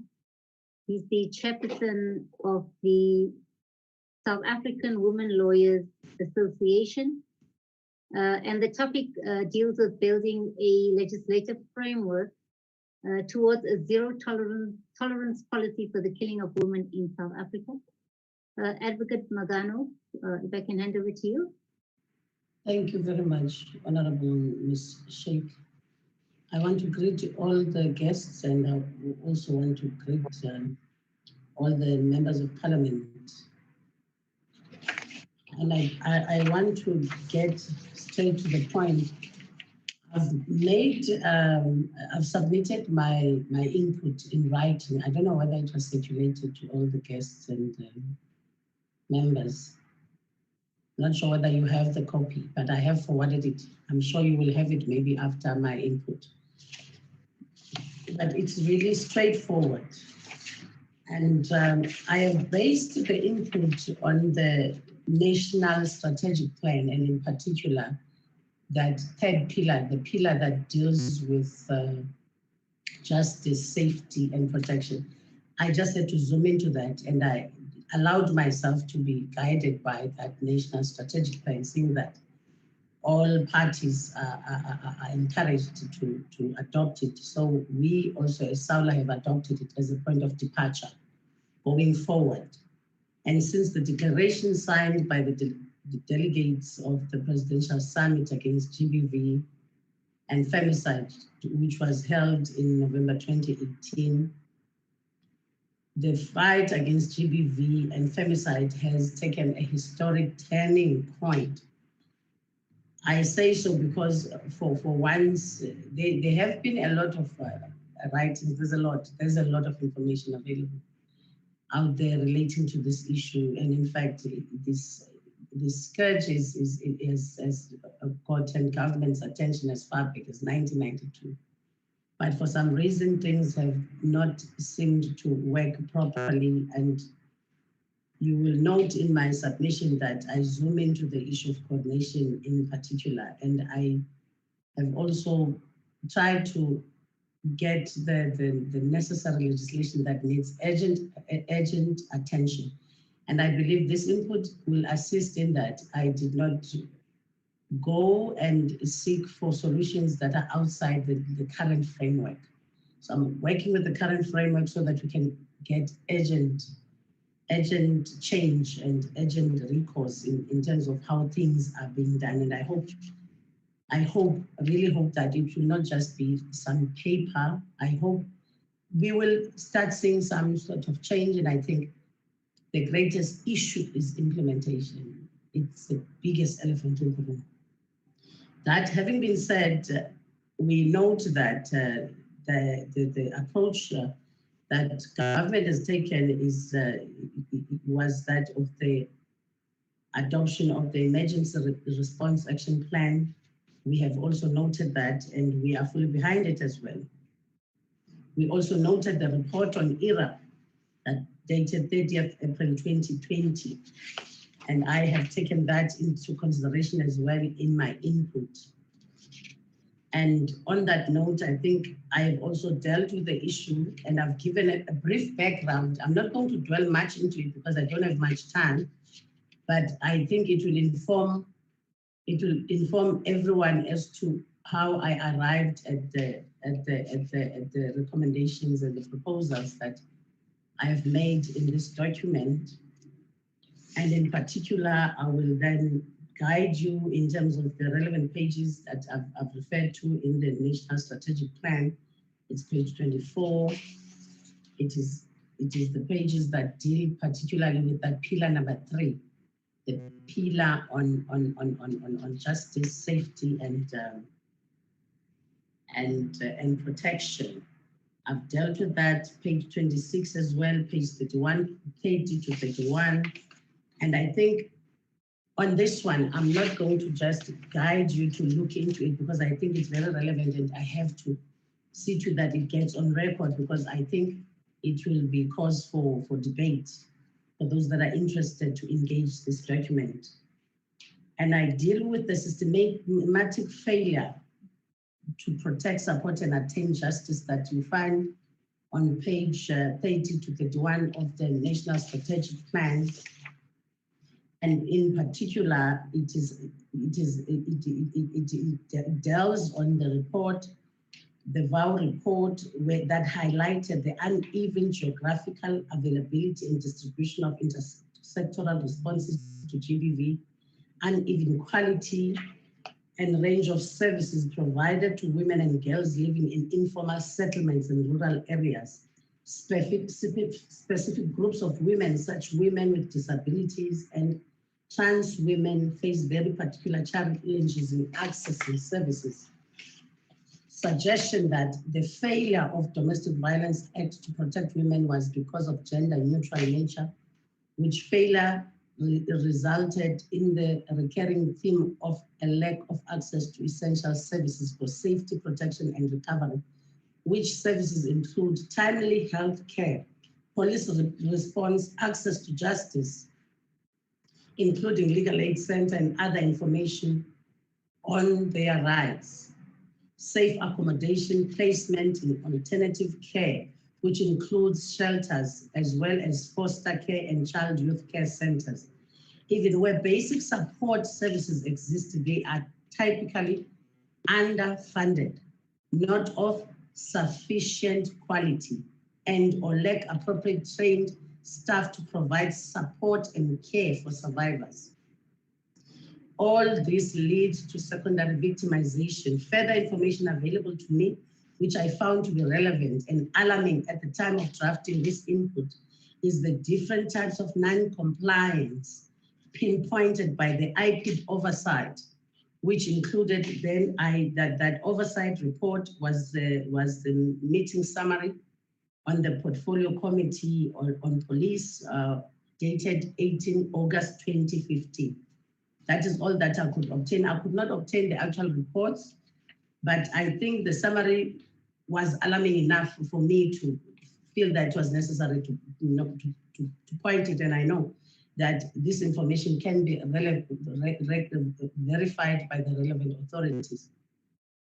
This information states that there was failure to inform victims on where and how to access counseling services by the police, failure to inform victims on where and how to obtain a protection order, failure to keep a copy of the protection order after it had been obtained from the court, failure to locate victims and establish whether they were safe, failure to note reason why no charge or arrest was made, failure to note the incidents in the domestic violence register, failure to open a docket and refer the matter to the National Prosecuting Authority for decision to prosecute, failure to search and seize firearms and ammunition, failure to take a witness statement, failure to inform the victim on where and how to access medical assistance, failure to issue a notice against the alleged transgressor to appear in court,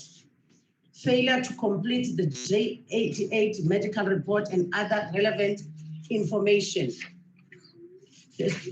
And further to that, there's also the Seoul City report found that there is failure to assist victims is directly linked to the Domestic Act, not being fully costed and not placing any obligations on the Department of Social Development for the provision of care and support services, or the Department of Health or National Prosecuting Authority. This points to lack of accountability and responsibility for effectively addressing gender-based violence. Research on social welfare spending points to the poor low spending on GBV, which shifts the burden towards non-governmental organizations for service delivery. Then you look at also the review of the Implementation Act in the 2012 by Tshwarana found that a substantial percentage of police officers had limited knowledge of the provisions of the Act. more specifically relating to their responsibilities. This suggests that the police may review domestic violence as a private matter rather than a crime. They may actually view it in that fashion. The study found that women withdraw their cases as a result, which is, for me, is one of the key issues that I've dealt with in the proposals. And the result is the inefficient courts, unfriendly court process, long waiting periods due to shortage of staff to process the applications for protection orders. The attrition of rape cases from the National Rape Study in 2012, in which only 542 of a total 3,923 rape cases finalized with verdict, and 340 out of the same number with guilty verdict, attest to the lack of effectiveness of the justice system. And this is an impediment, excuse me, to victims of gender-based violence seeking help, and further increases their risk of more violence and even femicide. And according to the Shukuma 2016 report, Tutuzela Care Centers compliance audit and gap analysis, particular groups of women who are extremely vulnerable to violence as a result of intersecting vulnerabilities require specialized response, care, and support.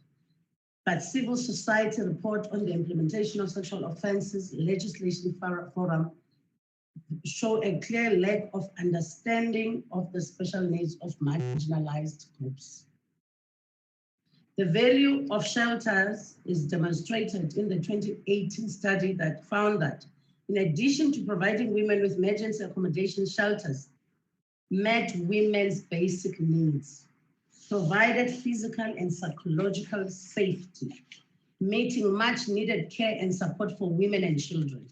The study found that 75% of those who left the shelters were living free of their abusers.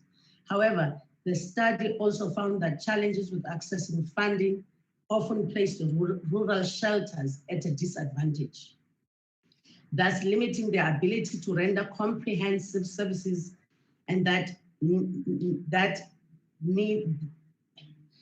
needs of women's children accompanying them to shelter were not catered for. Now, these are really serious issues, and it points to the structural issues in as far as issues relating to shelters and that Tutuzela care facilities.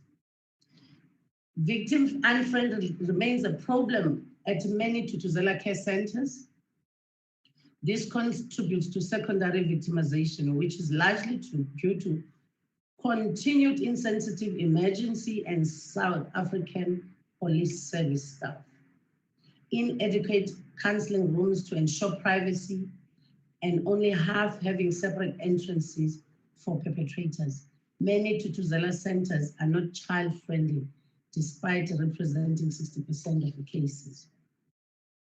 And I zoom into the legislative and policy framework to respond to GBV.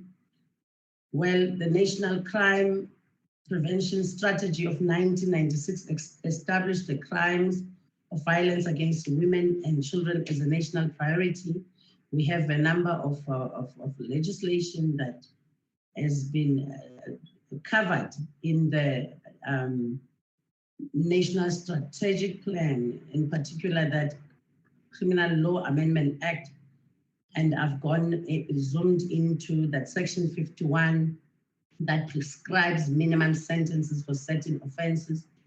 In particular, I've just extracted the particular offenses that have a bearing to the women, and this GBV and femicide, which is murder, rape, incident, indecent assault, sodomy, kidnapping, child stealing, assault when a dangerous wound is inflicted, arson, malicious injury to property, breaking and entering premises with an intention to commit an offense. These are the offenses that have been tabled in Section 51. Then there's a Criminal Procedure, Second Amendment Act 85 of 1997 that regulates the bail regime, the Domestic Violence Act, And I note that there is this contention that the Domestic Violence Act has failed. I do not share that contention. And the reason for that is because, look, it is a good law, but law is as good as it is written if implementation and oversight are not going to be key. And that is where I find there are issues. And I note that I've heard a number of people, I've also read some of the reports where some parties have the view that we need to enact new legislation. I think that the current legislative framework is sound and can be used to further the aims of this project of dealing with GBV and femicide, with a little bit of amendments here and there, which I will direct this forum to. What we require are a few material amendments because the justice system is consistently frustrated. And after investigating and they are complete, the case dockets and they disappear sometimes, then the victims get frustrated and they withdraw charges. And the issue of withdrawal of charges, sometimes when I looked at it, it does also frustrate the police, even those police that are dedicated. After having worked so hard, the matter is now ready to proceed for trial because it takes time. There's a period when the investigations are being done. And when that is finally done, and the investigating officer is advised by the victim that they are no longer interested to proceed with the matter. And I think it's a key issue, but I've addressed how I think we can best address it. I will go directly to the pillars themselves, and I note that the aim of the pillar, which is the 5 pillars, they are the pillars that have been referred to in that National Strategic Plan. And I note that the strategic plan has put up that 5-year outcomes and has divided the different pillars. I have zoomed into that particular pillar as I have indicated earlier on, and I will take you straight to it. Its aim is to address the systemic challenges and to facilitate access to justice and address the issue of infrastructure. And that is the background to my proposals. That in order for us to be able to deal with the first subtopic, there are 3 subtopics under that pillar, which is the first subtopic is access to criminal justice. In order for people to have access to criminal justice, it's got to be responsive. If we are to say there is access to criminal justice, it must be responsive, it must respond quickly, and it must be gender sensitive, it must be efficient and effective. Access to justice is directly linked to the police ability to respond to every call for help. And to be GBV sensitive means that you need people that are alarmed to the pandemic. That is, the police must be alarmed to the pandemic. They must understand the trauma coupled with the call, and they must have the necessary counseling skills and medical intervention required in order to deal with GBV. They must offer help in a manner that upholds the rights to privacy and affirm the dignity of the victim. The police do not have the training that can make them to be sensitive to the calls. And in order to bring sensitivity to policing, it is an imperative that each police station be equipped with the services of a social worker. Even if it's a police person, but the person has got to have that kind of training of a social worker to be able to address the issue of sensitivity. This can also be achieved through alignment with the Tutuzela centers. And we need to have the Tutuzela centers in all the police stations. My apologies. It's a bit of a challenge now because there are very few Tutuzela centers. I think there's about 53 right now in the country. When we have district courts of plus about 500 magisterial districts in the country. So it's grossly inadequate. I mean, the number is just too low, and to think that the Tutuzela Center, it was in 2013 that the Tutuzela, if I'm not mistaken, the Tutuzela centers, the report was adopted. So the issue also, and the challenge of the centers is they need to be properly equipped with administration staff. My apologies to interrupt. How much of time do you think you need? No, I need to just, it's not much time anymore. I'm about to wrap up. Okay.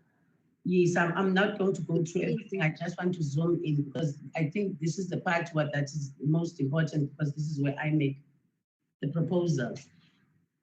We need that the Tutuzela centers to be equipped with administration staff, medical intervention, or nurses, and a doctor or a nurse on call. I think I've dealt with that in the report. I will not delve much further into it. I think I've mentioned other things that can be looked into in the document that I've forwarded. And the centers must also be able to divert women who are not in a position to return to their dwelling places. They must be able to keep them overnight, but the facilities must be of good quality. It cannot be that, it must cater for the broader levels of all women, because we know that even the richest and the poorest women, they all are victims of gender-based violence. And for the police to be effective and efficient, guidelines must be aligned accordingly and be implemented and monitored by an independent oversight body. I've mentioned the independent oversight body because currently I don't see that being factored through. I see IPID doing the work, but it's not equating to any successes. I've proposed that maybe that gender-based violence on femicide and counsel that we are all waiting for may be well placed to deal with that issue. And it must not just be lip service. That's where the problem is in this country in general. It's the issue of oversight and accountability and implementation. Advocate, if I may stop you there. If I may stop you there, because I think what we will do, we'll ensure that the document you're making reference to is made widely available. I know you're making various references in your report, which I think would be quite informative in terms of addressing the failures in the legislative framework and procedures, which are needed to ensure safety, care, and support services to victims. And the proposals that you're making, I'm sure we need to further look into them as we move forward with trying to look into legislation around gender-based violence and femicide. Thank you very much. Thank you so much. Honourable members, we'll move on to the next presentation, which is on law and the administration of justice in South Africa. The presentation is by Ms. T. Nichols, who's an attorney from the South African Women Lawyers Association. Her topic is around identifying gaps in current legislation that weaken the state's ability to effectively respond to the scourge of femicide. Ms. Nichols, over to you. Thank you, Honourable Member Sheikh, and good afternoon to all the other Honourable Members and as well as to my colleagues.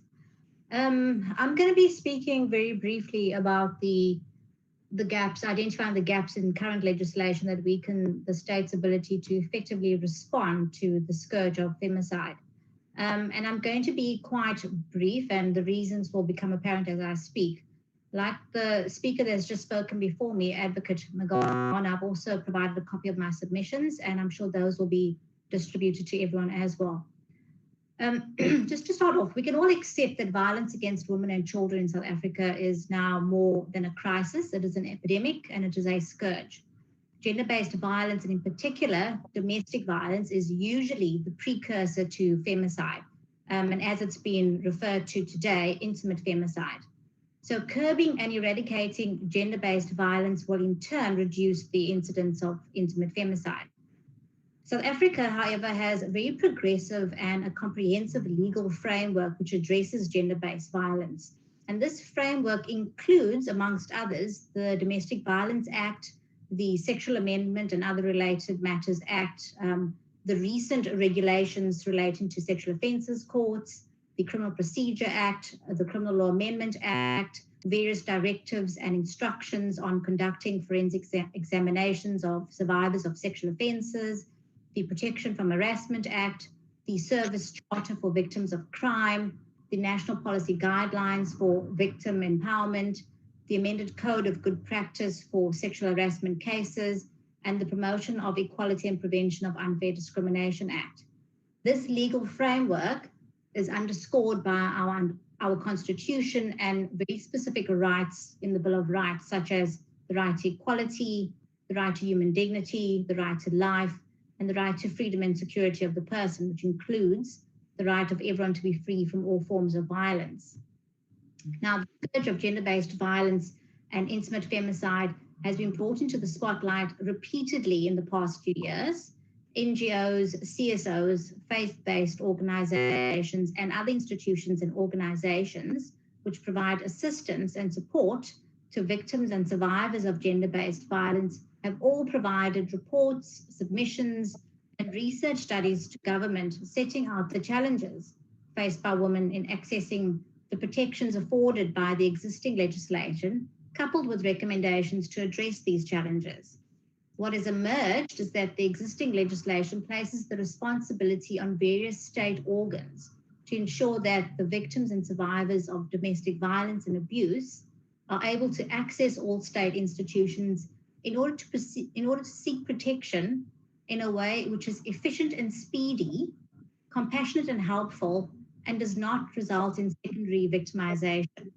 These state institutions are, amongst others, the South African Police Services, various health services, the courts, particularly the family courts, which includes the various clerks of courts and magistrates, and centres like the Tutsizela care centres. The failure of state institutions to provide victims and survivors of domestic abuse with the level of service and assistance which the legal framework mandates is well documented, as are the recommendations in relation to, for example, education, training, and monitoring to address these failures. The results of these is that victims and survivors continue difficulty to access the criminal justice system, or that victims are discouraged to report cases to SAPS, or they tend to withdraw their cases because of the secondary victimization which they experience. Victims of gender-based violence experience difficulty navigating the court system, coupled with under-resourced courts and staff shortages to process applications for protection orders. The long distances with which indigent victims have to travel make accessing the courts or seeking legal assistance prohibitive, and victims of gender-based violence are subsequently killed as a result of intimate partner violence, which we now call intimate femicide. What is also well known is that the South African Human Rights Commission, amongst others, have already concluded that the failure to establish mechanisms and accessible services for effective information, rehabilitation, and reparation for victims of violence, and to provide adequate budgetary and other resources for the implementation and monitoring of actions aimed at preventing and eradicating violence against women lies at the heart of the failure of the existing legal framework to curb and or eradicate gender-based violence and domestic violence. The costs of implementing legislation, policies, and associated plans are insufficiently accounted for, resulting in inadequate funding. The lack of adequate funding has resulted in a constrained resource environment with a shortage of skilled staff and inadequate data collection, monitoring and evaluation of state programs to address gender-based violence. So I don't intend to repeat the recommendations which have already been received and acknowledged by government and which appear in various plans and strategies intended to address the challenges and difficulties which have already been identified. Some of these recommendations have already been implemented. For example, we see the regulations for sexual offences courts, which have been rolled out. In addition, we see the recommendations which were made in the recent Parlour Court judgment have been implemented in the recent Correctional Services Act. So I only propose to highlight those recommendations which are not reflected in these plans and strategies and to propose new recommendations. And they're not that many.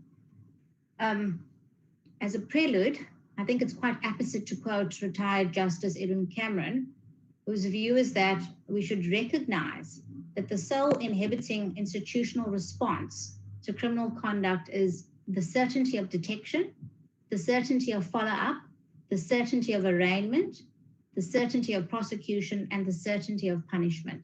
The problem with our legal framework and our justice system at the moment is the lack of certainty. So in relation to domestic violence, these are the recommendations. The first one is Section 17 of the Domestic Violence Act sets out various offences in relation to the contravention of this act. Subsection 17A provides that any person who contravenes any prohibition, condition, or obligation or order in terms of Section 7 of the Act shall be guilty of an offence and liable on conviction to a fine or imprisonment for a period not exceeding 5 years or both such fine and such imprisonment. Section 7, subsection 7, relates to the court's powers in respect of a protection order and provides for inter alia peace officers to accompany complainants to specified places to assist with arrangements regarding the collection of personal property. This is in subsection 7.2b.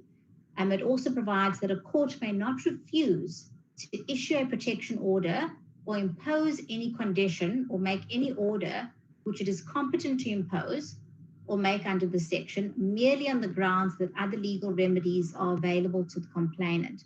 This is found in subsection 7.7. So this provision needs to be utilized and enforced regularly. Police officers and magistrates who fail to comply with their obligations should be held to account in terms of section 17, and this should be enforced rigidly. The second recommendation is section 18 of the Domestic Violence Act, is the specific section which obliges prosecutors to prosecute complaints and offences in terms of section 17A. Also, section 18 subsection, in terms of section 18 subsection 4, it is an offence of misconduct which must be subject to a disciplinary hearing where a member of the South African Police Services fails to comply with any obligation imposed by the Domestic Violence Act or national instructions issued pursuant to it. This section should be enforced strictly and consistently in relation to all complaints by victims and survivors of gender-based violence in relation to service and assistance received from members of the South African Police Services, which falls short of the requirements and obligations imposed by the Domestic Violence Act.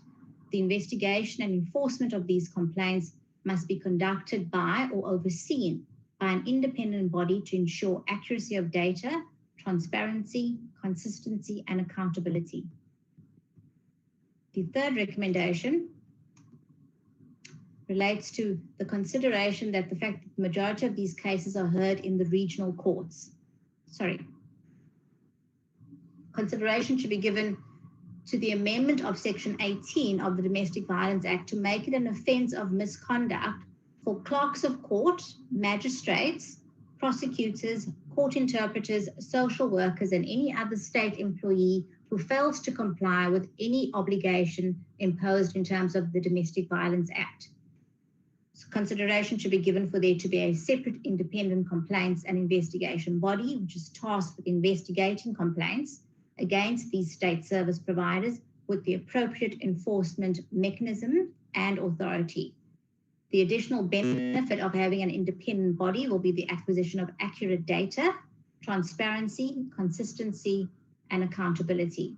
So these three recommendations relate directly to domestic violence and means of ensuring that the Domestic Violence Act is actually implemented by bringing those who are tasked with implementing the Domestic Violence Act to account for their failures to actually implement the Domestic Violence Act, because the recommendations that have been repeated consistently through the years relate to education, training, and the like, and those recommendations have been followed through.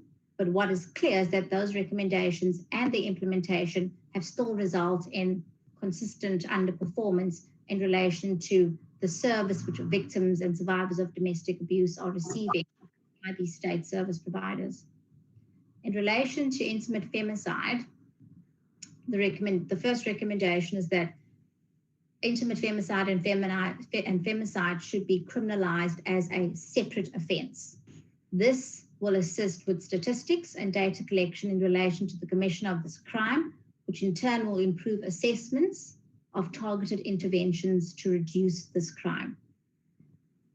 The second recommendation is that currently the majority of these cases are heard in the regional courts. There is no automatic review process for judgments or sentences from the regional courts. Section 302 of the Criminal Procedure Act only provides for an automatic review of sentences where, inter alia, the accused is unrepresented. Section 304, subsection 4 of the Criminal Procedure Act provides for the review of sentences imposed by magistrates where either of the parties, that is the prosecutor or the defense, applies for the review of such sentence, or the regional chief president requests a review of the sentence to ensure that it is in accordance with justice. So in order to ensure consistency in the administration of justice in relation to the adjudication of intimate femicide, recommendations have already been that members of the judiciary, including magistrates, receive specialized training and education. As a further recommendation to ensure consistency with sentencing, it is recommended that all sentences for convictions of femicide, once it is criminalized, when such matters are heard in the regional court, must be subject to automatic review by 2 judges of the High Court of the local division having jurisdiction. Section 302 of the Criminal Procedure Act can be amended to accommodate this additional automatic review with timeframes imposed for the submission of the review by the regional court and finalization by the judges of the High Court. Additionally, regional court trial judgments are usually handed down ex tempore. That means that the judges hand down their judgments immediately once the matter is finalized, and they don't, as a matter of course, hand down written judgments. A centralized database of regional court cases and judgments does not currently exist.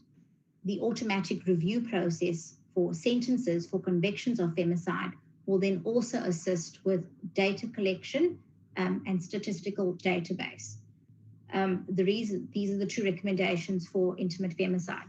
And the reasons why these are the recommendations is if one has regard to the recent reports in various newspapers over the past few years, you'll see that most of the problems relate in the court system once the matters eventually come to court as in relation to the inconsistency with regards to sentencing and also with regards to the manner in which magistrates are handling matters. So for example, in Pinetown in 2017, there was a matter of intimate femicide where the court acknowledged the matter as being such and handed down a judgment of 12 years as opposed to 15 years.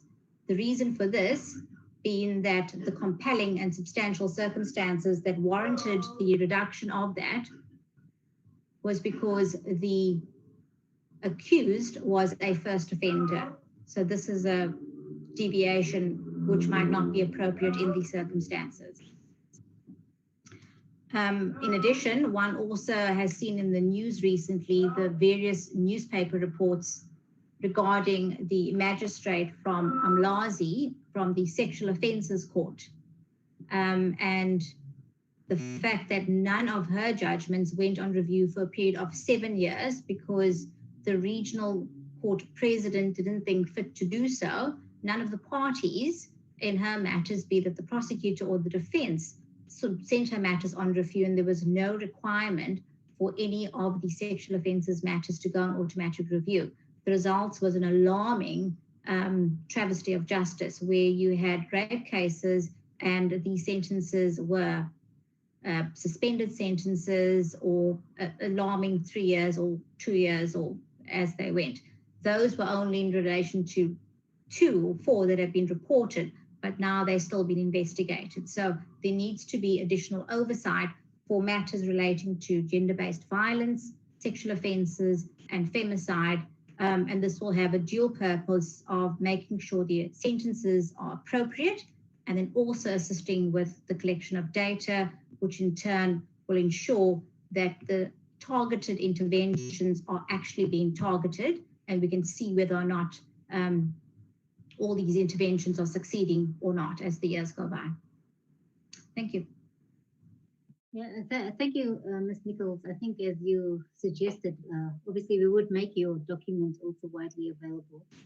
And I know you make very specific recommendations, especially in relation to gaps in existing legislation. And I think that probably needs, would need further discussion and study as well as new areas that need to be focused on in legislation. But I think probably in the discussion session, if there are other questions that people would want to raise around, we would allow them to. Our members, we're actually running out of time. I'm going to call on our last presenter, who's Mr. B. Kumalo, who's the strategic advisor from Songe Gender Justice. The topic that will be addressed is femicide through the rule of law, addressing weaknesses in the criminal justice system. Mr. Kumalo, if I can hand over to you.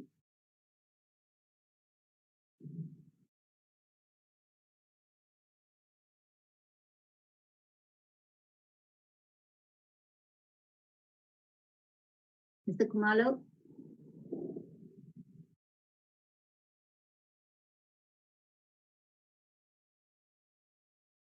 Mr. Kumalo.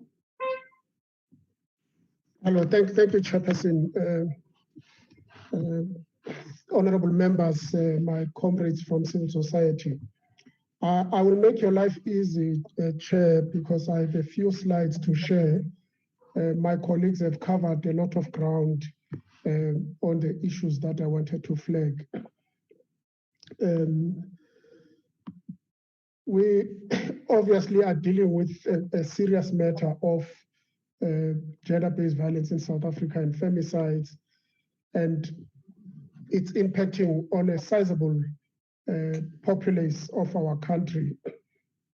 And we note as civil society some of the weaknesses in the system, and I just want to cite a few because my colleagues, I think, have indicated several of these in the presentations that they have made.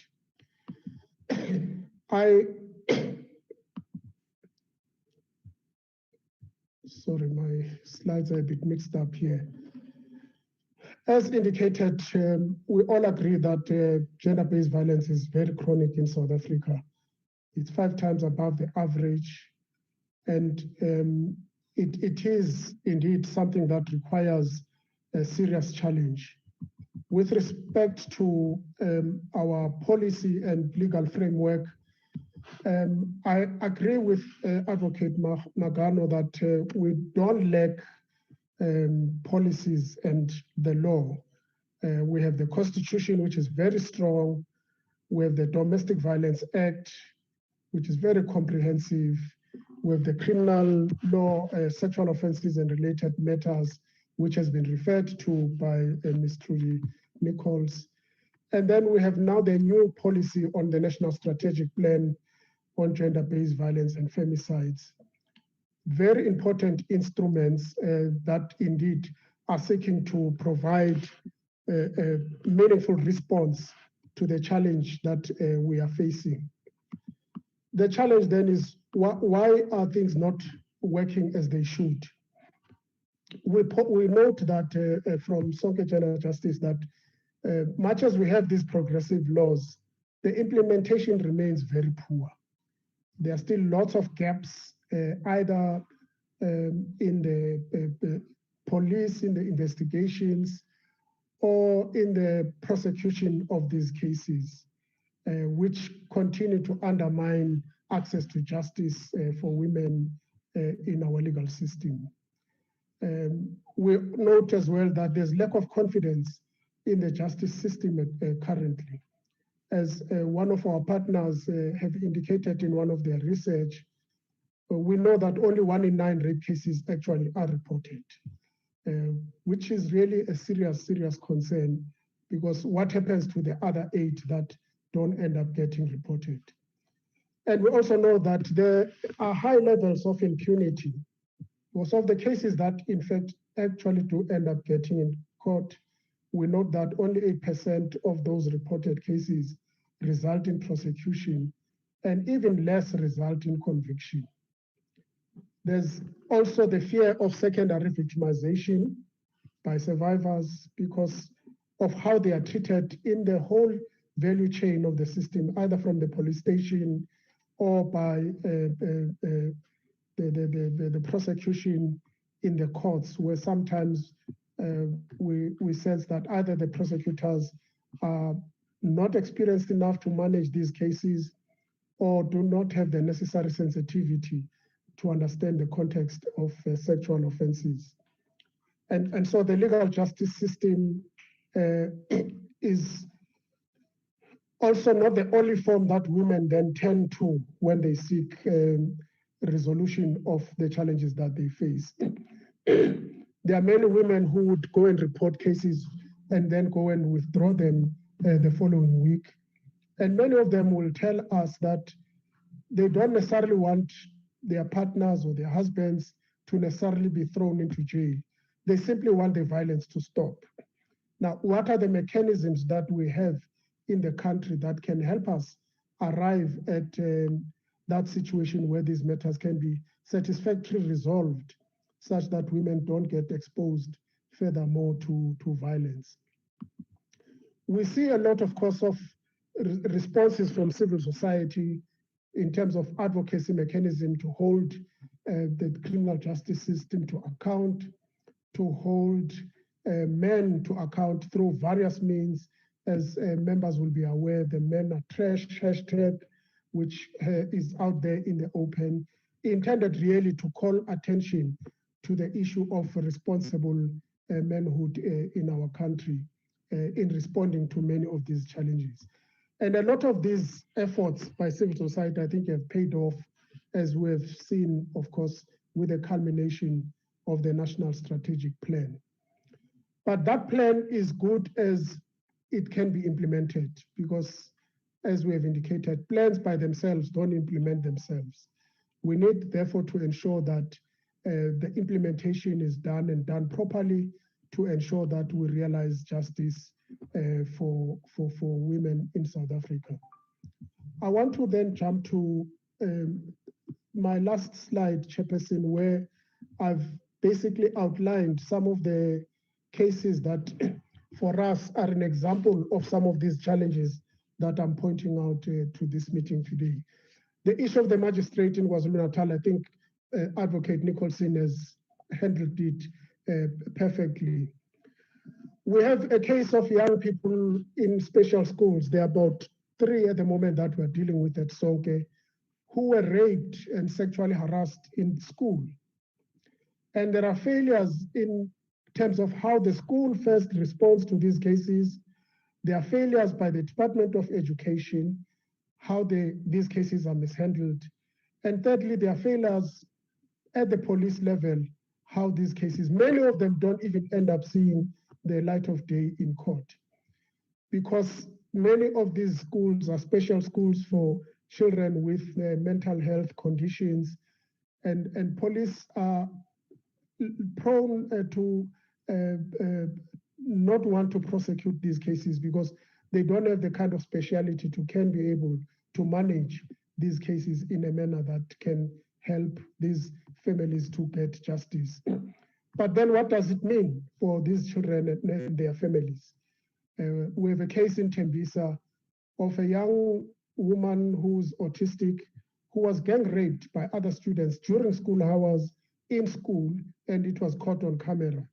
But both the department is washing their hands of this case, and the police are, dilly-dallying around, and the family are feeling let down by the criminal justice system because they have not yet had access justice on this matter. We have a case of Ms. Pindelo Matutu, who used to work for Pick n Pay, who was sexually harassed by a manager at Pick n Pay. Her case was managed by senior managers at Pick n Pay, but up to date, she has not received any reports of those cases. And eventually she was pushed out of Pick n Pay, and she went to all the legal systems, the CCMA. The matter ended up in the labor court. But on technicalities, Ms. Lindelwa has not received justice. So she's asking the question, where else should she go when all these instruments that have been put up in the country to help women like her go, and those are failing her? We are aware, of course, that there's the ILO Convention 190, which our country contributed to its crafting, which could be resolving some of these issues because it's far-reaching and comprehensive to cover cases of sexual harassment in the workplace. And yet there's a delay in our government to sign up to this convention. And these are some of the gaps that I think we need to close. And then there's the famous or infamous case of Cheryl Zondi, the Omotoso case, which is happening in the Eastern Cape, where lawyers abuse their role, in my view, because as we all know, the manner in which the young woman was being cross-examined leaves very much to be desired. But what is more concerning for us is why is it that the prosecution was not objecting to the kind of questions that this woman was subjected to, such that it required the judge in that case to make interventions and provide guidance on how these matters should be addressed. Now, we need really to look at the system in this instance.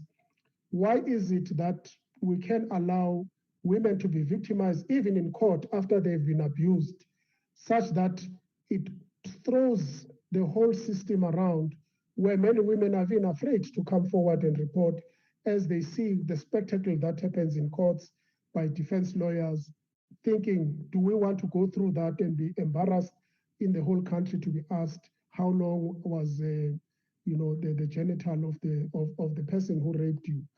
So all these matters, I think, require attention in terms of how we can strengthen our response in the criminal justice system.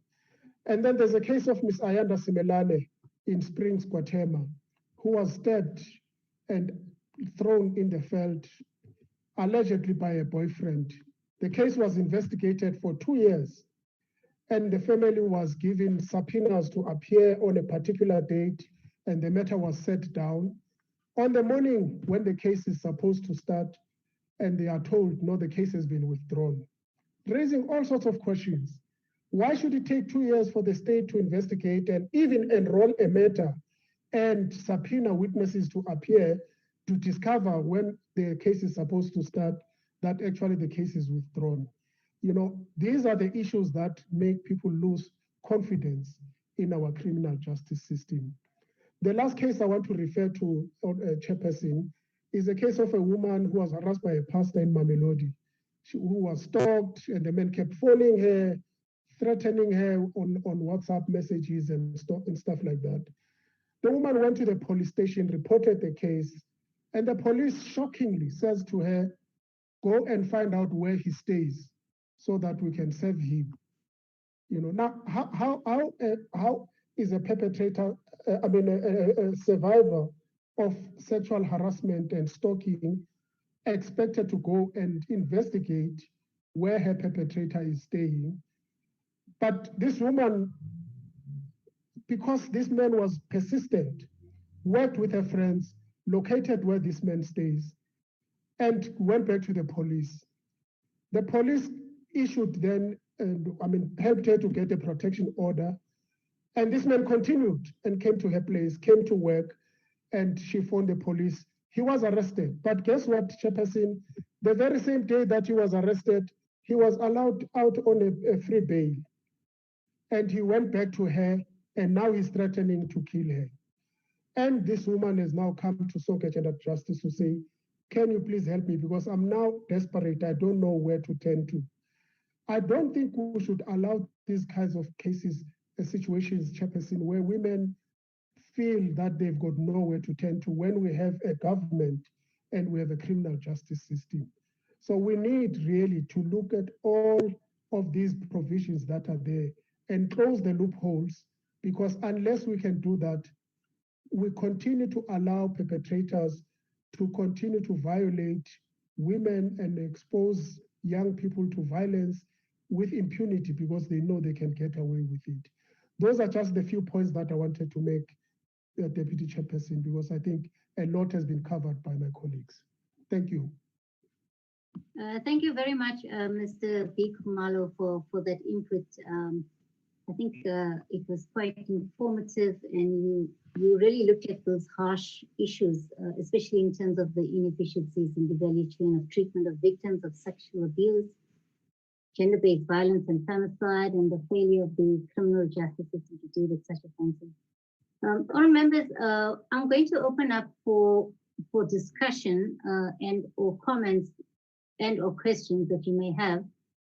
If you have, can you please give me an indication whether you have any questions or comments that you would like to make? You may use the raise the hand function. Honourable members.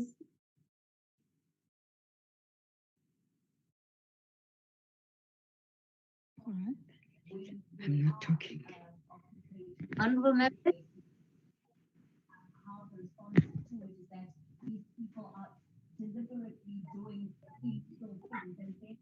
I think I have Honourable Christians, and then I see Ms. Van Staden.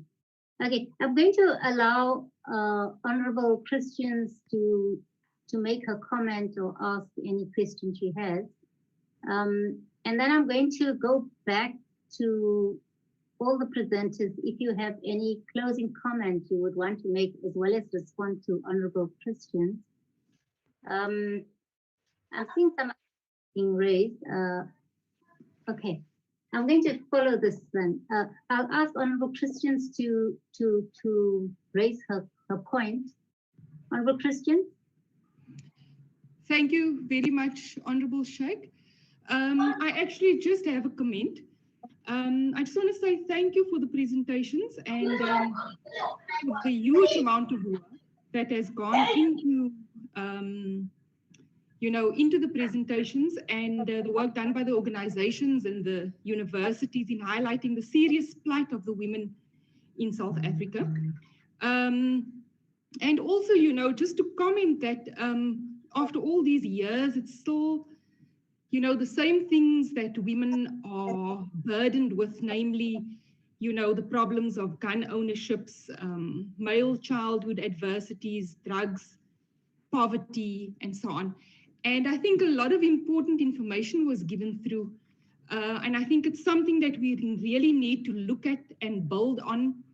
Things like, empowering our women's shelters, and just generally assisting communities. I think, we do too little advocating in our communities and we speak too little about it. And it's platforms like these that I think is going to empower women and empower our communities. So I just really want to say, I have a great appreciation for the work that has gone into the presentations delivered. You can see that people are really aware of the plight, and just to continue the work and for us to continue the discussions that are being held here. Thank you very much, Honourable Sheikh. Thank you very much, Honorable Christians. Ms. Van Staden, if you have a point to raise, please do so. Yes, thank you. I'm head of the clinical services at FAMSA Western Cape, and we have been running the longest standing Men Stopping Violence group in South Africa, which we're very proud of. We've had lots of research done. So I just want to briefly say it connects with what I'm just very quickly with their names. Matthew had said regarding the research on the men in the prisons, as well as what Prof. Dukes had said about also couple work and working with families. So what I want to propose, I think there must be more often, instead of the protection orders that they just violate, I think it must be more. I also previously worked as a probation officer, and I also work with women, the social workers in the shelters. So I have a perspective both from the male side and the female side, and that they rather need to open criminal procedures, and as suspended sentences, we know the women don't want their partners to be put in the prisons. They're dependent on them. But if they are more referred to, and it has definitely saved women's lives. We have seen this, we've been running this for over 20 years. So there's a lot of the other recommendations that I'm in agreement with, but I don't think, maybe the referral to one of the other groups that have been similar to this, but that should also be a consideration. And a lot of the men coming in there, they are survivors of childhood abuse themselves. And so it's holding them both accountable for what they're doing, as well as working with and processing for them to change their violent behavior. Thanks. Thank you, ma'am. Is it Bainon? Mr. Bainon? Or Ms.? Hi, thanks, Chair. It's Ms. Bainon. I am from the Western Cape Provincial Legislature, and I also co-facilitate public engagement with specific respect to sectoral work. I just wanted to say thank you very much to each of the presenters. I think that, a lot of work was put into these presentations. They're research-based, context-driven, and I think that's really important. I just have two questions, Chair, if that's okay. Just with respect to the first presentation, which was a statistical overview, I'm not sure if that presenter is still present in the virtual discussion, but he mentioned that in terms of definition or interpretation around sexual violence, there are varied definitions and interpretation, and I'm just trying to understand what exactly those are. I do think one of the mistakes we do make in our respective roles and spaces is to only visualize that specific form of violence in one particular way. So I just wanted to, query what then is, what exactly is being referred to. I also just want to find out, in terms of those statistics and that research done, when we are making use of the word woman, are we intersectional in our definition and understanding with respect to orientation, one? And secondly, also with respect to sector, I see someone in the chat did mention, issues facing, for example, sex workers. So I just wanted to understand that. And then lastly, I just wanted to say that I think, Mr. Khumalo made a very good point around sexual harassment. And I know there was a comment earlier on around institutions of higher learning. I think that many of our public institutions don't necessarily have advanced sexual harassment policies. They're either, not defined, they're not clear in terms of what are the desired outcomes, when and where that happens. They're outdated and so on. I mean, the list is endless. So I just wanted to get an understanding as to, what then should be done, because I think it starts even with our own public institutions, in the legislative sector. you know, in terms of defending our women public reps and officials working in the space. And then, of course, into broader society across sectors. So I just wanted to register that. But thank you so much. This has been very informative. And definitely some of the lessons will be taken and applied, I think, even within here, within the administration here in the legislature. So thank you so much. Thank you. Ms. Grootboom. Ms. Grootboom, Griselda. Griselda? Okay. No, thank you for those questions and inputs. What I'm going to do now is to get all the presenters to just make some closing remarks, and then the deputy chair or the chair of the session, my co-chair, would then give the way forward. I'll start with the Statistician General Office. Was that Matthews? I don't know if you're still with us. If you have, you could probably respond to that. Neil Rowe is Stats SA. Is it Neil Rowe? I'm online, ma'am. Mr. Rowe, if you could perhaps, I hope you heard those questions. Maybe Yes, I respond, did. Thank you. give an overall comment. I'm giving you 3 minutes. Yeah, I think I'll be quicker than that. Although that's famous last words normally. I think I heard 2 questions. The first one was about the definitions. I think I just want to make the point that in the statistics office, of course, we're not necessarily using technocratic and legal definitions of these things. So as a consequence, there could be different definitions, and the definitions could be often changed, you know, based on the data that we've got. We have, however, in one of the slides that weren't showed, all the definitions that I did refer to were mentioned, and I merely didn't repeat them because it would have taken extra time. Secondly, with regards to women, we tend to use sex in our surveys, and we don't therefore necessarily use the gender terms. It is also the way in which we asked most of our surveys and the census and so forth. We have found that otherwise it is, yeah, I guess it's a very difficult ground to tread, but yeah, maybe I should suffice and say that we ask sex and not gender in our surveys and also the census. I think those were the 2 questions, ma'am. Thank you. Professor Matthews.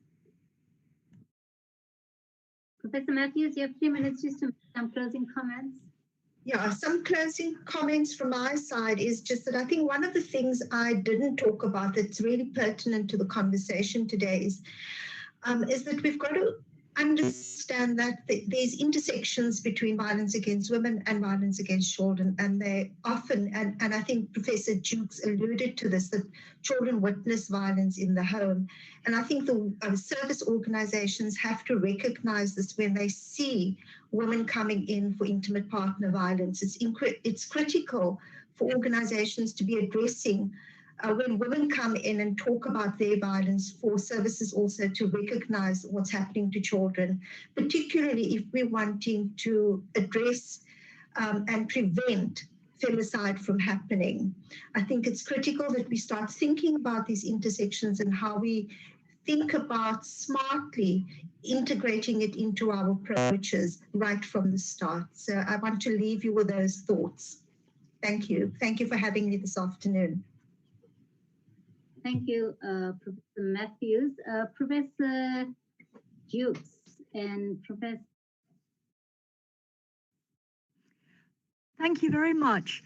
I want to bring into the conversation a word that hasn't been mentioned yet, but in fact has such a massive impact on our lives these days, and that is COVID-19. Because this has actually, over the last 126 days, very substantially changed the way in which we live our lives and the way we work, and actually has paralyzed a lot of the work in this country around the prevention of gender-based violence. And I think it's incredibly important that we put back and run through this conversation the theme about this sort of life world-changing pandemic that we're living through. and that we start thinking about what it means for us in terms of our work. We have to get prevention programming back on the agenda. We need to bring our social distancing and our masks and our hand sanitizers, and to be able to get people together to talk about gender transformative work. We need to think about the mental health consequences of living for the last 126 days under lockdown and everything that's happened through that, as well as all of the other mental health consequences we've been talking about. We need to address the fact that in different parts of the country, there may have been an escalation of violence against women over the last few months, particularly after lockdown was reduced and when alcohol sales became more widely available and there was more social movement.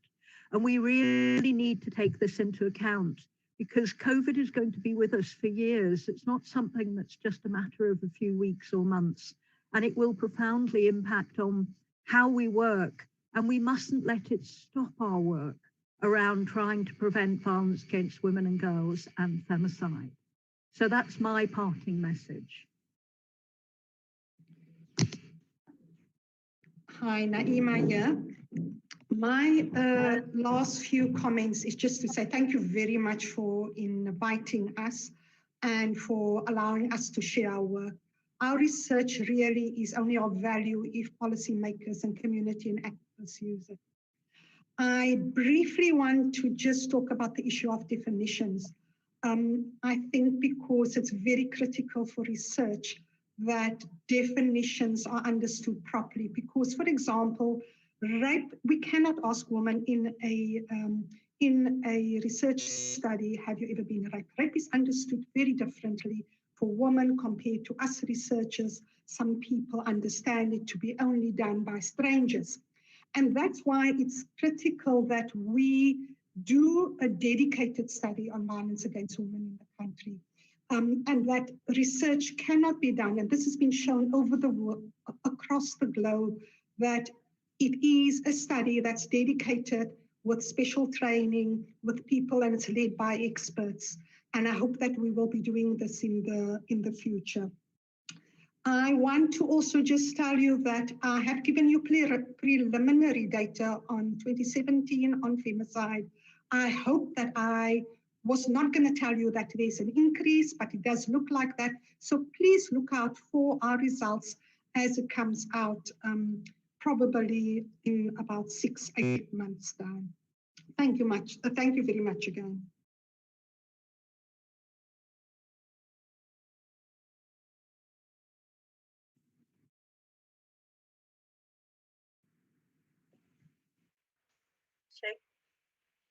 Hello. Is it my turn? Yes. Oh, I can't hear. I don't know what happened to the volume. Thank you so much. She's still muted, so you can continue. Okay, thank you so much, Roshek. No, my parting shot is that I would just like the guests and the members to pay attention to that, to the proposals that I've made, in particular from page 10 through to page 14. That is where the proposals, I've pronounced them very, very well.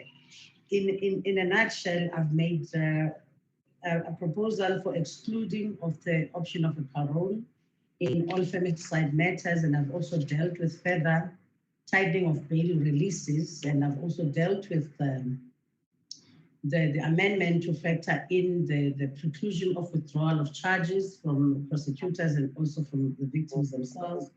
And I've dealt also with a necessary amendment to factor in urgent relief for GBV and femicide victims.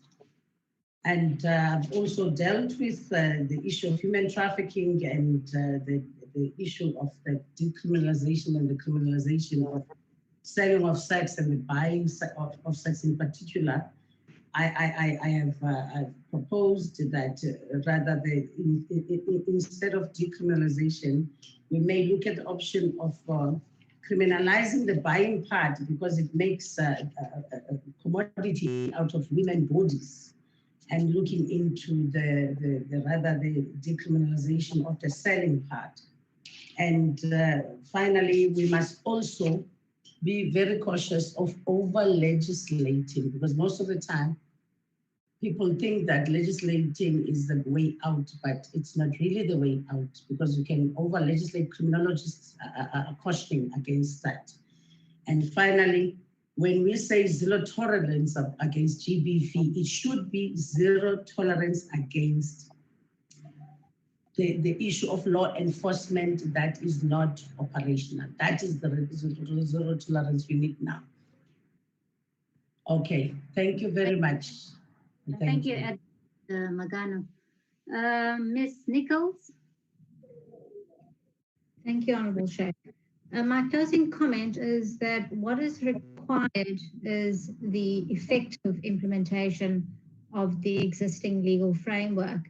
And in order for that, we need consistency across the justice system in order to give a level of security to victims and survivors and women in general, that the justice system works. And in order to do that, the only thing we need to introduce now are measures relating to transparency and accountability. And that in turn will ensure the effective implementation of our existing legislation, which will help ensure consistency.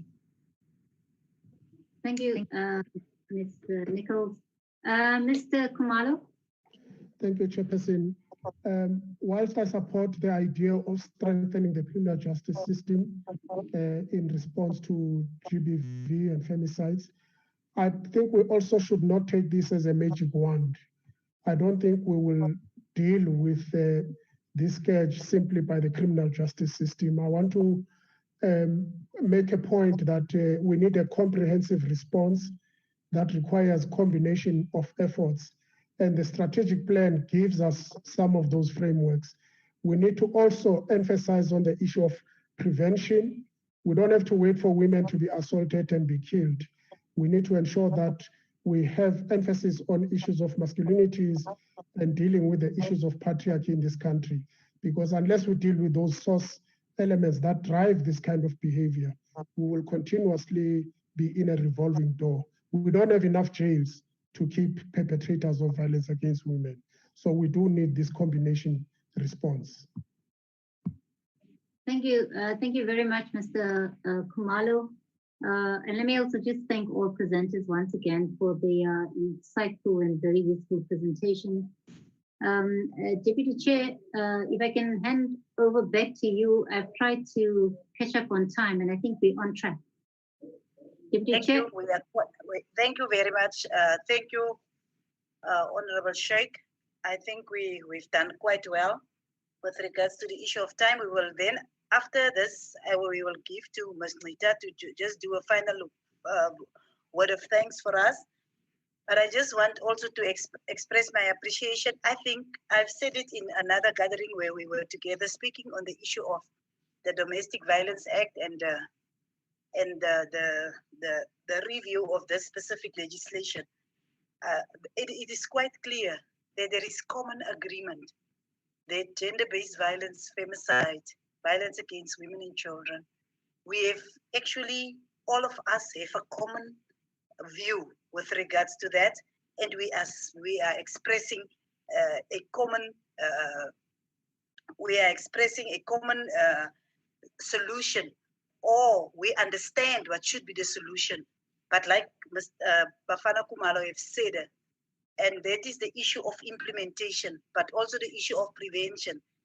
And what was also said by one of the professors is the issue that how do we actually coach our youngsters? How do we make sure that they grow into responsible adults that don't get part of these atrocities of violence and generally, because I agree, and I think all of us have agreed that South Africa is generally a violent society where you find homicide, you find violent assault, and also the issue of alcohol abuse.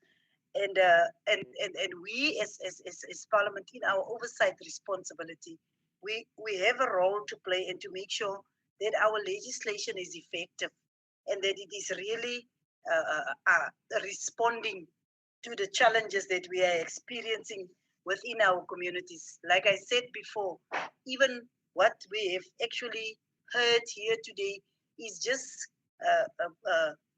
corroborating the kind of information that we are getting through our public involvement and our public engagement. So what I wanted to say is that I am very, very excited with the fact that we are able to create this kind of platforms so that we meet one another and we get together and begin to make sure that we implement a solutions driven a kind of response to what is facing us in the country, what is facing us in South Africa. So from here and together with the next engagement that we are going to have after we have actually allowed our particularly our legal society to work together with other stakeholders to actually present by October, November a report around what is working and what is not working and how do we improve on what we are having. And then we will be having that kind of debate led by our security and justice and peace and security cluster.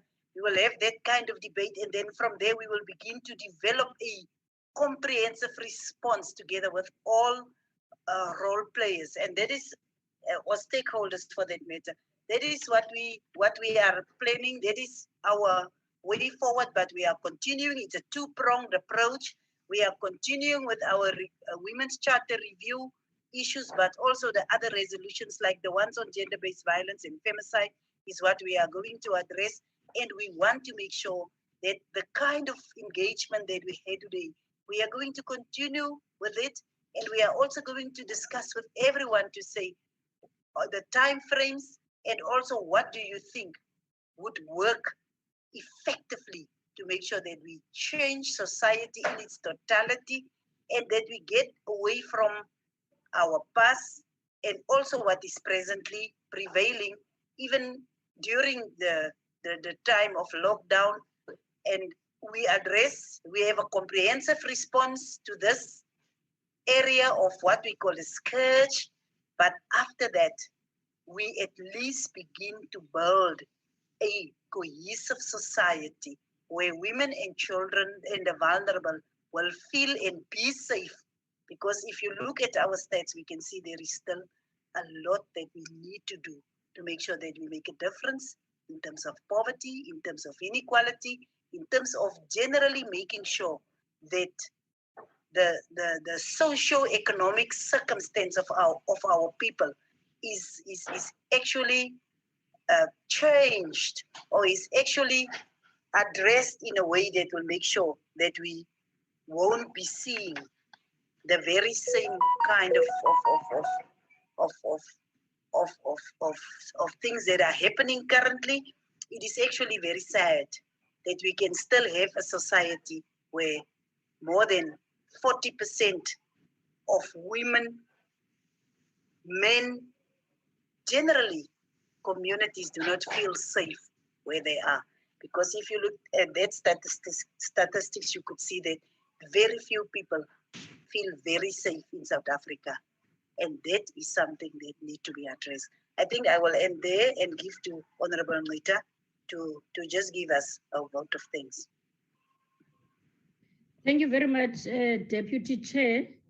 Let me first greet everyone who's participating in this very important debate and thank all our presenters first for the work well done. The research was quite good and the research has enabled us as legislators to do our oversight role because they were able to identify areas where we are weak, which I think we will take that as one of the constructive criticism which helps us to focus more. And I must say, as women in South Africa, we do not take light the issue of gender-based violence and femicide. As the President of the country has already said, it is a pandemic and it needs all of us. I do not take it as a responsibility of government alone. It is a societal matter which collectively we have to work hand in hand to ensure that the legislations that are in place are able to help us to curb the violence against women and femicide. And also, I have taken note, Deputy Chairperson, that there are areas where we need to strengthen our legislation. And I've also taken note of the fact that as much as we are going to do those, we need not to over legislate, but it is key that where there is a necessity for us to do legislation, we have to do that so that we make sure that we get rid of this scourge in our country. With those few words, Deputy Chairperson, we thank you very much. We thank all the participants as well as all those who took their time to do research that will enable us to do our work properly. In isiXhosa kuthiwa umntu ufunda ade ayokufa. So today it has been demonstrated that it is true. We have learned a lot and will do what is expected from us as legislators. Thank you very much. Have a wonderful evening. Thank you very much. Just before we conclude, let me just also express our appreciation to the team that is always making it possible for us to gather in this fashion. And with that said and done, the meeting stands adjourned. Thank you very much. Thank you, Deputy Chair. Thank you.